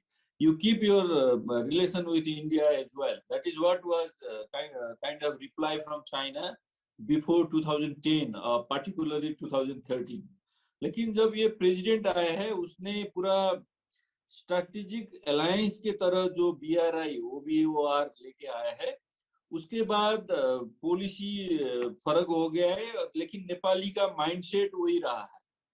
नेपाली लोग अभी भी को लगता है कि नहीं, इंडिया को नाखुश जब कराना है तो चाइना के पास जाऊं, लेकिन जब वो उधर जाने का इरादा करता है तो China feel like oh they have come now and I have more से देन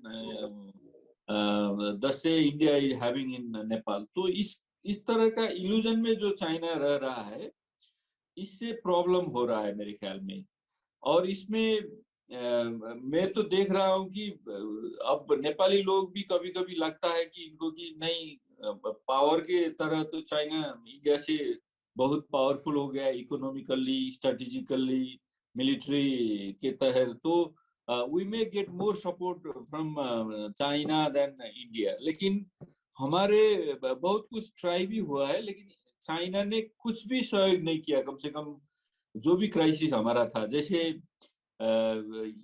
जैसे हमारे में ईंधन के जो क्राइसिस हुआ था उस समय कम से कम 30% ईंधन दो, पेट्रोल दो बोल के भी गया नेपाल के मिनिस्टर, उस समय माओवादी का मिनिस्टर था। उसने रेट में कुछ वो न करके जो ग्लोबल मार्केट है उससे 30% से ज्यादा महंगा रेट में ही ऑफर किया। That is how Nepal could not materialise this. ऐसे ही जब उसमें देखेंगे, फॉरेन एड में देखेंगे, या इवन क्राइसिस के समय का एड, अर्थक्वेक का एक एड देखेंगे, अभी पेंडेमिक कोरोना के संदर्भ में एड देखेंगे, तो भी चाइना इज नॉट हेल्पफुल।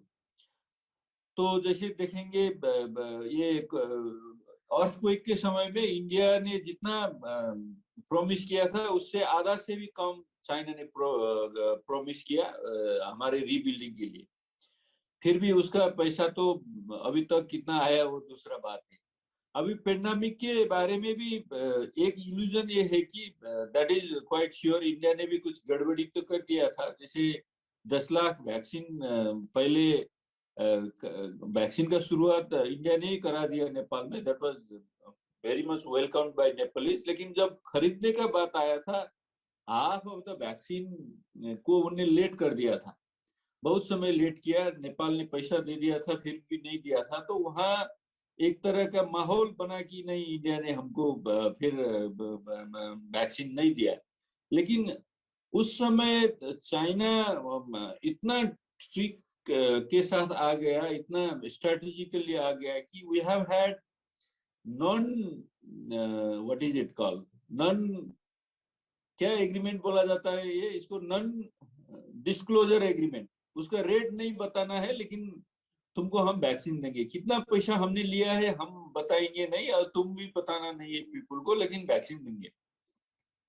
तो इस तरह हमने बहुत वैक्सीन चाइना से ले लिया। अब लोग को लग रहा है कि वैक्सीन तो ले लिया है लेकिन पैसा कितना दिया है पता नहीं है अभी तक, और जो जिसने दिया है उसको पता होगा कितना पैसा दिया है। इसीलिए भी मैं बता रहा हूँ, क्राइसिस में भी उसने जो ट्रांसपेरेंट रूप से और जो कर सकता था उतना हेल्प नहीं किया। तो अभी अभी धीरे धीरे लग रहा है कि चाइना जिस तरह का हमारा सपोर्ट हो सकता है, जैसे विजय जी ने बताया, हिस्टोरिकल रीजन तो प्रो चाइना होने का तो एक सोशल मूवमेंट ही था, पॉलिटिकल मूवमेंट ही था, लेकिन अभी धीरे धीरे एक्सपोज हो रहा है। तो इससे एक फायदा ये है कि नहीं, अब तो नेबरहुड में आप कम से कम इधर, जब इधर गड़बड़ी होगा उसके बाद उधर जाऊंगा बोलने लगते हैं, उसके लिए स्पेस नहीं है। ये तो पहले से ही नहीं था। इफ आई रिमेम्बर करेक्टली, जब नेपाल के राणा लोग 1950 के ट्रीटी करके ये मॉडर्न इंडिया, कम से कम आधुनिक ये इंडिपेंडेंट इंडिया को अपने मतलब साथ लेना चाहता था, उस समय जब वो नहीं हो पाया, वो 1950 का ट्रीटी भी करवाया, फिर लोकतंत्र को सपोर्ट भी किया नेहरू जी ने। उस समय से ही राणा भी वही चाल चल रहा था, जैसे जब इंडिया लोकतंत्र को सपोर्ट करेगा तो हम चाइना के साथ भी जा सकते हैं। तो इस समय से फिर इंडिया को ये पता भी था। If I remember, Nehru ji और चाउ एन लाई का डिस्कशन भी हम पढ़ते हैं। चाउ एन लाई ने ही नेहरू को बताया कि नेपाल चीन के साथ संबंध, दौत्य संबंध को डिप्लोमेटिक रिलेशन रखना चाहता है, इस तरह का तो था। लेकिन अभी धीरे धीरे ये इल्यूजन से नेपाल हट रहा है कि चाइना रियली हेल्प्स अस और नॉट, वो सब्स्टिट्यूट कर सकता है कि नहीं। लेकिन चाइना का अपना पोजीशन बदल गया है कि नहीं, हम नेपाल को अपने पॉकेट में लेना चाहिए। ये कॉन्ट्राडिक्शन के बीच में अभी नेपाली स्टेट गुजर रहा है। तो विजय जी जो बता रहे हैं, अभी we have become almost a playground for at least 3 forces. अब ये वेस्ट कभी इंडिया के साथ रहता है, कभी अमेरिका के साथ रहता है, जो यूरोप, लेकिन इंडिया भी कभी साइलेंट रहता है दोनों मामला में। या फिर अमेरिका एग्रेसिवली आना भी इंडिया के लिए प्रॉब्लम है, चाइना एग्रेसिवली आना भी इंडिया के लिए प्रॉब्लम है। कभी कभी चाइना को तो वो करने के लिए अमेरिका के साथ भी लाता है, जैसे एमसीसी के फॉर्म में इंडिया दिखाई दे रहा था। इस तरह का वो तो बना है, लेकिन मुझे लगता है कि as far as China is concern, वो मेरा तो कंक्लूजन यही था कि it won't be helpful for Nepal even if it states बहुत कुछ पब्लिक को अच्छा माना जाता है। तो इसको अब एक्सपोज हो रहा है और हमारे में उसका इन्फ्लुएंस और कम हो जाने का संभावना है। विजय जी जो बोल रहे थे, लेफ्टिस्ट पार्टी में ही एक तरह का शिफ्ट इस तरह दिखाई दे रहा है। आज भी मैं पढ़ रहा था कि ये उन लोग ही अब लिखने लगे हैं, बोलने लगे हैं कि नहीं नहीं, ये तो अभी जो भी एक पार्टी जो इंडिया बनाना चाहता है उसके साथ में उसका अपना सिस्टम जो अथॉरिटेरियन डेमोक्रेटिक सेंट्रलिज्म कम्युनिस्ट, ये भी कमजोर हो जा रहा है। ये तो मुझे कम से कम 2 साल पहले जिस तरह का चाइना दिखाई दे रहा था, अभी और एग्रेसिव है और नाराज है नेपाल के साथ। लेकिन वो धीरे धीरे रियलाइज कर रहा है कि नहीं, मेरा मोडस ऑपरेंडी जो बातों में मात्र सीमित है, मेटेरियलाइज करने में नेपाल के जो फाइनेंशियल और ये डिपेंडेंसी का क्राइसिस को मैनेज करने में मैं हेल्पफुल नहीं हूं, तो मेरे उससे नेपाल बाहर जाएगा। ये भी चाइना का रियलाइजेशन है जैसा लगता है मुझे। धन्यवाद। धन्यवाद Uddhav ji. Vijay ji, thank you very much for inviting. It's a very, very interesting, interaction and very wonderful analysis by both of them. At least this has given us a lot of understanding of the Nepal. Since I'm a security, professional, I see from a different angle altogether what is happening in India, in Nepal, in China, and other places. So my interest is the overall defense of our this region, where parties do play a different role time to time, and we keep on discussing these matters. Being a security people is a matter of lives and livelihood of the people of this area. So I have learned a lot. Thank you very much. So nice of you. Thank you, sir. Thank you very much. Thank you for the nice comments. And we are learning to each other. That is a Uddhav ji great moment और for us. Ambassador Vijay Kant ji, एक बात आप दोनों की China के संबंध में, आपकी पूरी बात सुन के मेरे मन में एक निष्कर्ष आ रहा है कि चाइना का एक नॉर्मल डेमोक्रेटिक असर रहे उस तरह का, और ये प्लेग्राउंड नेपाल ना बने, ये बहुत मुश्किल लगता है। जिस तरफ चीजें जा रही हैं, पड़ोसी देशों की भी, हमारी राजनीति और चीन की जो राजनीति है, उसमें ये गुंजाइश कम होने वाली है कि नेपाली उसको रेजिस्ट कर पाए। खासकर जो आप दोनों ने कहा अलग अलग शब्दों में कि चीन की जो strategic economic power, military power है, और आपके यहाँ का यूथ बड़े पैमाने पे उनके उससे प्रभावित है, उनके विकास से, और वहाँ जो ह्यूमन राइट वायलेशन हो रहा है, कम्युनिटीज का परसिक्यूशन, तिब्बतन्स का, मुस्लिम्स का, उसके बारे में उसकी कोई जानकारी नहीं है। और वो हो भी तो जिस तरह की विकास की अंधी दौड़ है, उसमें लोग उसको नजरअंदाज करने लगते हैं।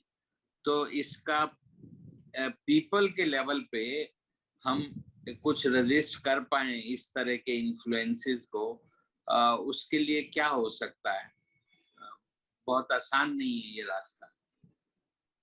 देखिए, मेरा जो अनुभव है, हम बोलें, हमारे मित्र लोग भी बोलें और उनको कहें कि भाई नेपाल एक छोटा देश है, आप दोनों से विनम्र, मैं तो जहां भी जाता हूं इस बात को कहता हूं कि हम कैपेबल नहीं हैं आप दोनों के। आप दोनों बहुत पावरफुल हैं, इकोनॉमिकली, मिलिटरीली, न्यूक्लियर, सब कुछ में आप पावरफुल हैं, You have a lot of areas to compete each other in different parts of the world, but don't make Nepal as a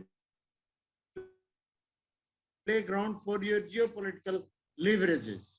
मैं मानता हूं इस बात को कि हमारे कहने से ये दोनों नहीं मानेंगे, लेकिन एक बात मैं जानता हूं, अगर इन नेपाली जनता को ये बात बताया जाए कि क्या हो रही है, जितनी बातें मैंने कहा आपसे, बॉर्डर पर क्या हो रहा है, ट्रेड क्यों बंद है, ट्रांजिट ट्रीटी हमने 2018 में किया, 1 किलोग्राम सामान अभी तक नहीं आया है, लोग जो ट्रक के ड्राइवर जाते हैं उनको 15 दिन क्वारंटाइन में रख करके उनको आने नहीं देते हैं, they are like in jail in other parts of the Tibet.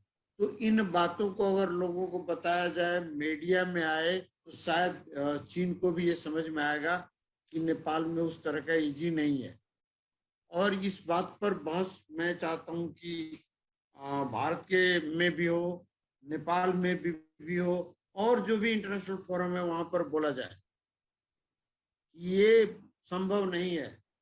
मतलब मैं लास्ट 1 ईयर से देख रहा हूं जिस तरह का 2020 से खास करके जिस तरह का हाई लेवल का डेलीगेशन दोनों ओर से हो रहा है। और सबसे बड़ी बात यह है कि हमारी अपनी जो इश्यूज हैं वो डेलीगेशन आते हैं, अपनी बात करके जाते हैं। हमारा ट्रेड इशू है चाइना के साथ में, हमारा बॉर्डर का इशूज है, हमारा बहुत सारा ट्रेड इशू अमेरिका के साथ में, इस पर कोई बात ही नहीं कर रहा।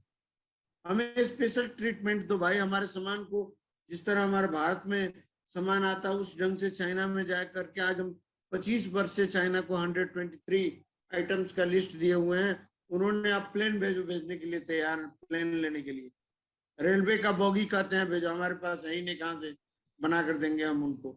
लेकिन जो चीज हम कर रहे हैं, जो हम ट्रेडिशनली करते थे, उन चीजों को प्रतिबंध लगाए हुए हैं, वो नहीं जाने दे रहे हैं चाइनीज मार्केट में, ओपन एक्सेस नहीं है।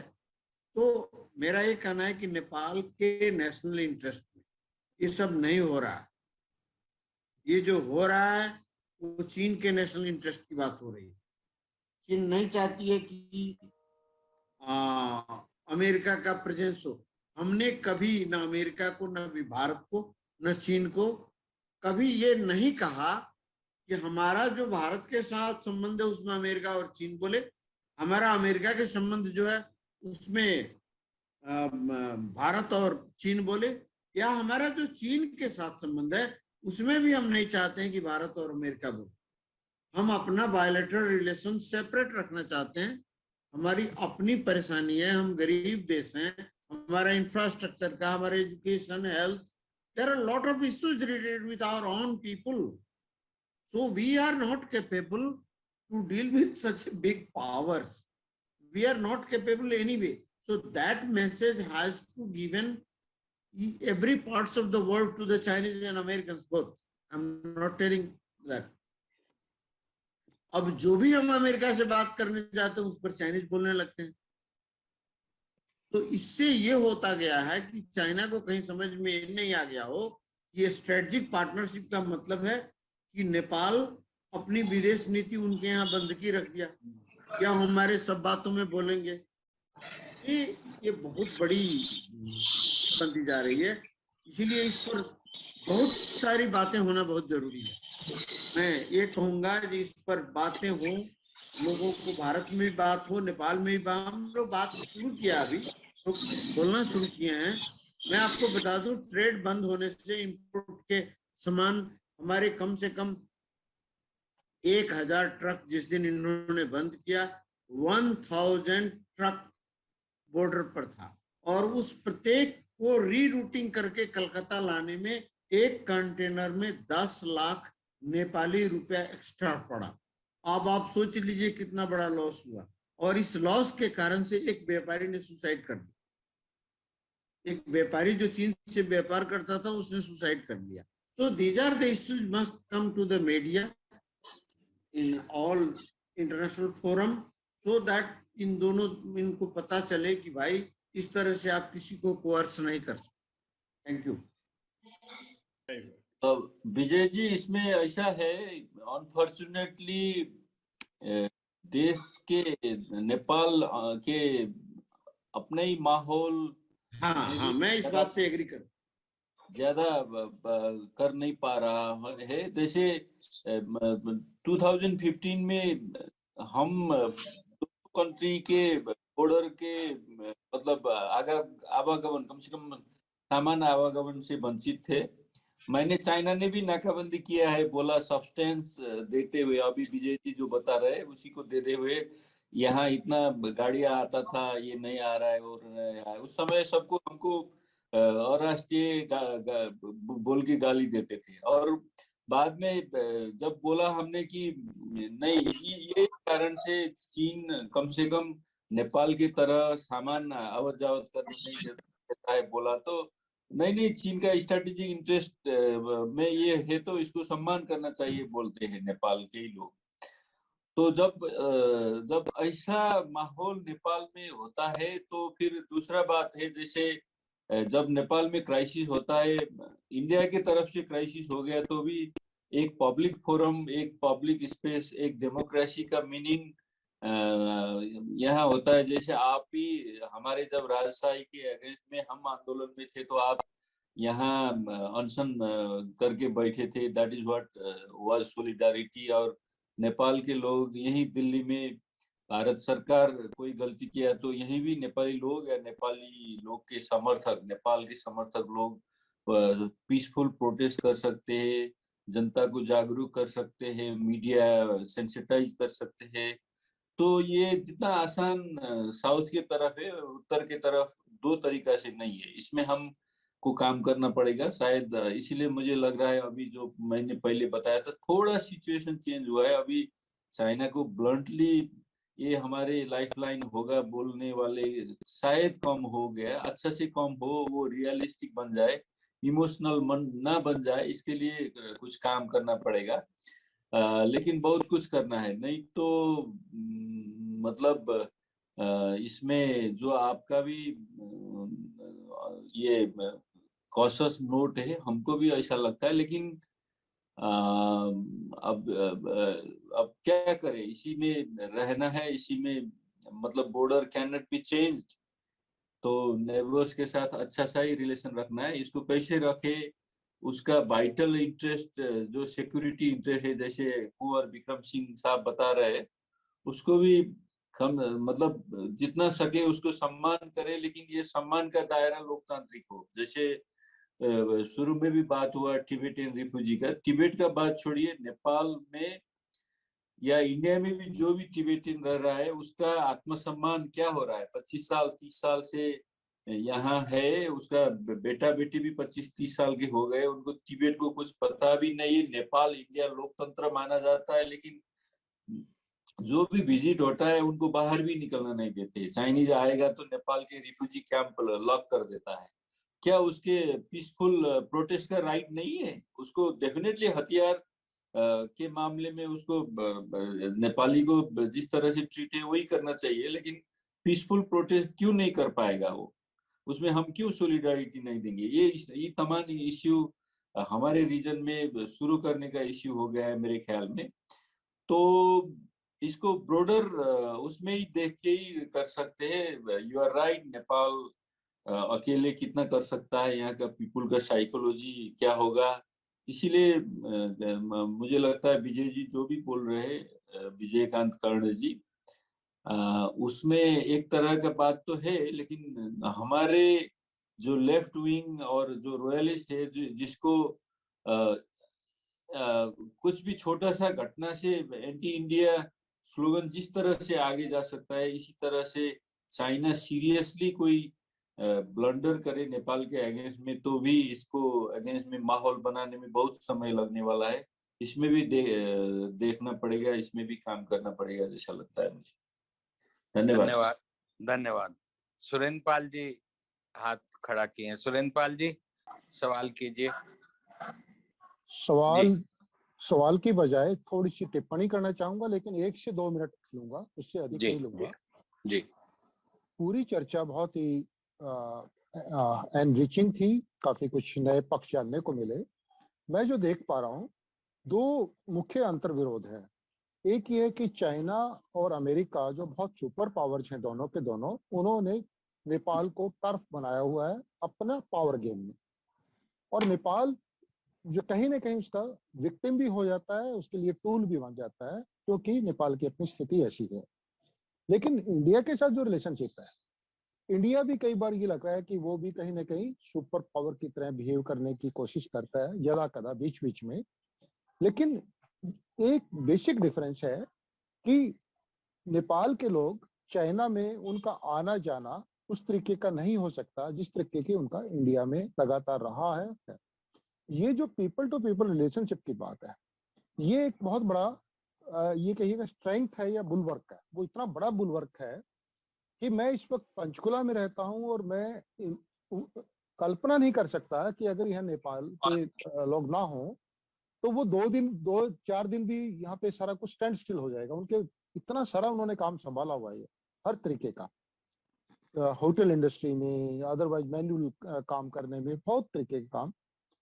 और वो लेकिन समस्या क्या है कि अगर इंडिया बिना अग्रेसिव हुए बहुत साइलेंट तरीके से कुछ चीजों को मैकेनिज्म ऐसा बना दे, स्टेबलाइज कर दे कुछ चीजों को। फॉर एग्जांपल, यहाँ पे जो नेपाल के जो लोग रहते हैं, उनके बच्चे, उनके परिवार है, उनके बच्चे हैं, उनके बच्चों को पढ़ना है, उनके पढ़ने के लिए उनको आधार कार्ड चाहिए। बिना आधार कार्ड के हमारे यहाँ इंडिया में स्कूल में एडमिशन नहीं होता है, उनको आधार चाहिएगा। आधार के लिए अब क्या होता है कि वो चोरी छुपे कुछ ना कुछ झूठा मूठा कोई ना कोई सर्टिफिकेट बनवाने की कोशिश करते हैं।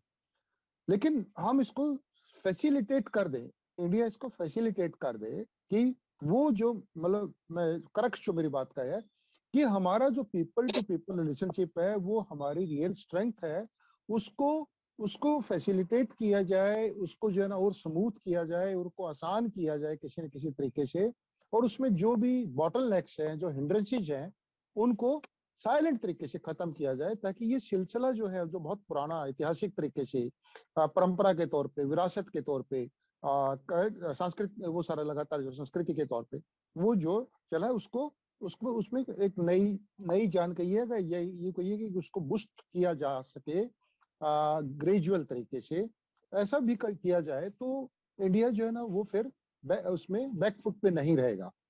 ये मतलब दो कंट्राडिक्शन बेसिकली मैं पॉइंट आउट करना चाहता था, और उसमें जो मुझे समझ में आ रहा है उस बात को मैंने रखा।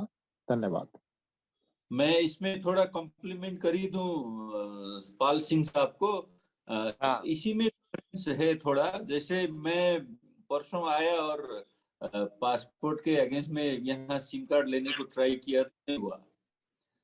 तो फिर ये इश्यू हम जैसे सामान्य नागरिक की तरह भी फोरम में उठाया, और इसको मेरे ख्याल में हाई लेवल में एक तरह से पहुंचने का संभावना हो गया है। जैसे जब जो सेमिनार में हम लोग आया था वहाँ किसी ने ये बात उठा दिया, और बाद में वो लोग इस्टेब्लिशमेंट के एमईए के लोग बोल रहे थे कि अरे ये तो हमारा स्लिप हो गया, ये हमारा मकसद तो नहीं था, लेकिन डेफिनेटली नेपलीज को इससे वादा हुआ है तो अब इसको एक्नॉलेज करना पड़ता है। तो फिर हमने उसमें एडिशनल पॉइंट ये डाल दिया, कम से कम जब 1950 का ट्रीटी का बात है, इक्वल ट्रीटमेंट का बात है, आप हमारा सिटीजनशिप को देख के ट्रैवल का एश्योरेंस देते हैं, एयरपोर्ट में स्टैंप डाल देते हैं, तो उसी सिटीजनशिप से आप हमको बैंक अकाउंट और ये बेसिक फैसिलिटी टेलीफोन वगैरह के उसमें क्यों और नहीं करते हैं बोल के ये बात आगे बढ़ा रहे हैं। इसके साथ साथ पीपल टू पीपल रिलेशन मैंने बॉर्डर के बियॉन्ड जो बताया, इसमें भी इसका लिंक है। जैसे हमको इसके साथ साथ क्या बताना है कि जैसे एयरटेल या बैंक में रहने वाला मैनेजर या कोई भी जो महाराष्ट्र का है, पुणे का हो, उत्तराखंड का हो, उस सबको ये जानना मतलब जानकारी होना चाहिए कि नेपाल और भारत के बीच में संधि है।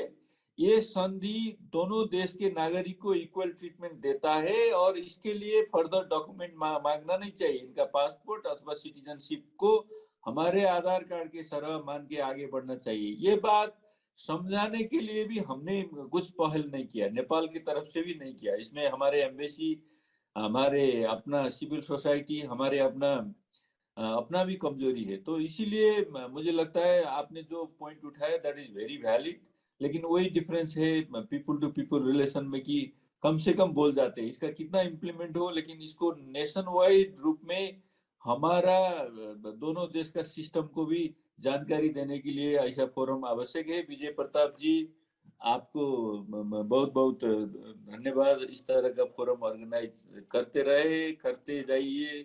शुभकामना। विजय प्रताप जी, एक एक सूचना देनी है, दे पाऊंगा मैं, छोटी सी? हाँ जरूर दे दीजिए। हम आगाजे दोस्ती अपना परिचय दे के दीजिए। हाँ, मेरा नाम सुरेंद्र पाल सिंह है। हम कुछ बहुत से सालों से, निर्मला देश पांडे जी ने कभी शुरू किया था, कुलदीप नैयर जी ने, हम आगाजे दोस्ती यात्रा करते हैं हर साल। और साउथ ईस्ट एशिया में पीस के ऊपर हमारी कोई ना कोई गतिविधियां चलती रहती हैं। परसों संडे को 8 बजे हमारा एक, जिसमें बांग्लादेश के कुछ मित्र होंगे, पाकिस्तान के भी होंगे, इंडिया के तो है ही, अमेरिका से भी 1-2 होंगे। हम इसी तरीके से एक चर्चा करेंगे, उसका मैं आपको डिटेल भेज दूंगा, आज ही भेज दूंगा या कल सुबह तक भेज दूंगा। तो उसमें कुछ मित्र जो आज आए हुए हैं वो ज्वाइन कर पाए तो अच्छा रहेगा। मेरे को जैसे बाकी लोगों ने कहा वैसे मेरे लिए भी बहुत एनरिचिंग था, और आपने बहुत खुल के बात कही। मुझे अंदाज नहीं है ठीक ठीक कितना खुल के एक सुपर पावर के बारे में कहना, उसका आपके लिए क्या इम्प्लीकेशन होगा, क्योंकि नेपाल में जाते हैं तो तरह तरह की बात सुनने को मिलती है। जिस तरह से वो ब्यूरोक्रेट्स के और लोकल सेल्फ गवर्नमेंट की भी बात कही कि उसमें भी डायलॉग होना चाहिए, उनको चीन घुमाना। और फिर वहाँ जो आकर्षण है, मैंने केपीएस ओली जब चीन से होके आए थे प्रधानमंत्री बनने से जस्ट कुछ महीना पहले, तो जिस तरह से वो आरती उतार रहे थे चीन के विकास और प्रगति की, तो आपके हाईएस्ट लेवल के जो लोग हैं राजनीति के, वो लोग भी एक तरह से अभिभूत हैं। तो उस नशे से आप लोग अपने यहाँ कैसे निपटेंगे, ये इसको लेके मेरे मन में एक तरह का सम्मान है आप लोगों के लिए, जो इस एस्टेब्लिशमेंट की जो थिंकिंग है, चाहे वो पावर में हो या ना हो, लेकिन एस्टेब्लिशमेंट का तो हिस्सा है। आप लोग इतनी साफ गोई से अपनी बात कर रहे हैं, इसके लिए आप मुबारक के पात्र हैं।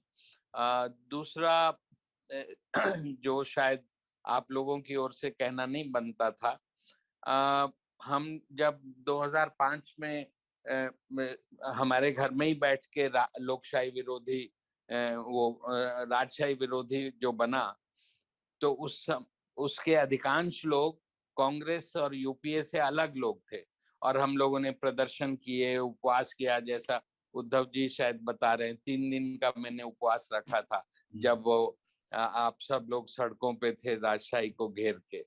लेकिन उस समय की तत्कालीन सरकार ने हम लोगों को कभी डिस्करेज किया हो ऐसा नहीं। उनकी और हमारी लाइन फर्क होती थी। वो फिर भी बीच का रास्ता यहाँ से करण सिंह जी को भेजा, और राजावादी और लोकतंत्रवादियों में कोई रिपब्लिकन वादियों में कुछ समझौता हो जाए, इस सब की कोशिश की। लेकिन हम एक, आपको ध्यान होगा, एक एग्रीमेंट का शगुफा आया था, तो हमने बिना नेपाली साथियों से कंसल्ट किए उसके खिलाफ बयान दिया कि अब पूर्ण लोकतंत्र और रिपब्लिकनिज्म पे ही फैसला होगा, वगैरह वगैरह। लेकिन अभी जो है, जो लोग नेपाल भारत के बीच में एक्टिवली संवाद करते थे, गैर सरकारी लोग, जो 12 मुद्दे का जो एग्रीमेंट हुआ माओवादियों में और नेपाल की लोकतांत्रिक पार्टियों के बीच में, उसमें भी उन्होंने इंटरलॉक्यूटर की एक तरह की भूमिका निभाई। उन सब के बारे में पॉइंटेडली हमारे एस्टेब्लिशमेंट ने कहा कि अब राज बदल गया है, तो अब आप इन लोगों से बात मत कीजिए। आपके कई इम्पोर्टेंट लोग जो इस डायलॉग में रहते थे, वो इस बात के गवाह हैं। और उनसे सीधे सीधे बहुत छोटे स्तर के वर्कर्स ने भी कहा। तो मैं सिर्फ आपको ये बताना चाहता हूँ कि रास्ता, हम लोगों का जो साझा रास्ता और लक्ष्य है, वो आसान नहीं है। और चूंकि इस बैठक में कुंवर विक्रम सिंह जी भी हैं, इनकी बात पाले के दूसरी तरफ जो एस्टेब्लिशमेंट है, वो लोग भी इनकी बात सुनते हैं। तो ये हमारी बात वहाँ कन्वे करें कि पीपल टू पीपल से सिक्योरिटी बेहतर होगी, और जिस सांस्कृतिक जो साझापन है उसको वो सिकोड़ना चाहते हैं, जिस नाम पे जो इनफॉर्मल हमारी अभी की पॉलिटिकल एस्टेब्लिशमेंट है, इनफॉर्मली बहुत दबाव बनाए हुए है कि जो नेपाल की समग्रता है उसकी बजाय उसके खास पहलू से ही एक सांस्कृतिक एकता का उद्घोष फिर से हो जाए, फिर से हिंदू राष्ट्र बना दिया जाए। तो ये चीजें हेड ऑन अपने को अपने अपने क्षेत्र में करनी होंगी। और हमारी राजनीति पहले से कमजोर हुई है, लोकतांत्रिक परंपराएं कमजोर हुई हैं, उसमें अब आप ही को, अगर आपके नेता भी साउथ ब्लॉक से डर के साफ साफ बात नहीं करेंगे, जिस तरह से साफ गोई से आपने बात की है, वैसे बाकी लोग भी चीन, अमेरिका और भारत के एस्टेब्लिशमेंट की चिंता किए बगैर नेपाल के और दक्षिण एशिया के और ग्लोबल जो कंसर्न्स हैं अपने शेयर्ड, उन पे जैसे आज आपने बोला है वैसे ही और लोग भी बोलें। और ये जो उद्धव जी ने कहा और हम डायलॉग ऑर्गेनाइज करें, तो आप अपने यहाँ के जो लोग हिमालय को स्टडी किए हैं, तो एक नेपाल भारत नेपाल के शेयर्ड कंसर्न ऑन हिमालय, खासकर इकोलॉजिकल पॉइंट ऑफ व्यू से, और बाढ़ पे shared responsibility, mitigation of floods in UP, Bihar and Nepal. तो इन चीजों पे अगर आप वहाँ चर्चा करके, हम लोग फोन और ईमेल से तो जुड़े ही हैं, तो हमको सहमति दिलाएंगे तो हम फिर उस पे और संवाद ऐसे आयोजित करेंगे। बहुत धन्यवाद आप दोनों का। मैं एक छोटा सा बात बताना चाह रहा हूँ। जी जी। डर की बात कही आपने, वो पंचायत काल में इतनी पिटाई खाई जब विद्यार्थी थे तो उसी समय वो खत्म हो गया। अच्छा। बात मैं ये कहता हूँ कि और तो मुझे पता नहीं, लेकिन 1990 और 2006 के मोमेंट में, जी 2006 के मोमेंट में मैं 19 दिन जेल में रहा पुलिस कस्टडी में। तो दिल्ली में एक छोटा सा भी जो कार्यक्रम होता था, तो कहीं ना कहीं हमें इतनी भरोसा होती थी कि हमारे लिए कोई कुछ कर रहा। तो हमें वो अंदर से जो भय था वो निकल गया। तो ये बहुत बड़ी, मैं इसलिए कह रहा हूँ कि 2006 में अगर हमें इतनी बड़ी भरोसा हो रही थी, तो 1950 में क्या हुआ होगा। उस समय के लोग की चेतना, न मीडिया न टेलीफोन, कुछ नहीं था, फिर भी वो कितनी बड़ी ऊर्जा। मैं अपने पुरखों की बात कर रहा हूँ। इसीलिए ये हमारा संबंध का, डेमोक्रेसी का सबसे बड़ा आधार रहा है। धन्यवाद। हाँ, नहीं, मैं एक सफाई दे दूं 2 वाक्यों में कि मेरा इशारा आप दोनों की तरफ नहीं था। उसकी तो मैंने पहले भी कहा कि सम्मान ही है आपको, जिस तरह से आप दोनों ने साफ गोई से बोला। लेकिन आपके कई प्रधानमंत्री और पूर्व प्रधानमंत्रियों से जो बात होती थी आंदोलन के दौरान, वो तीनों एस्टेब्लिशमेंट से, हमें मंत्री और प्रधानमंत्री नहीं बनना है, जिनको बनना है वो ठीक है। ठीक है, धन्यवाद सबका।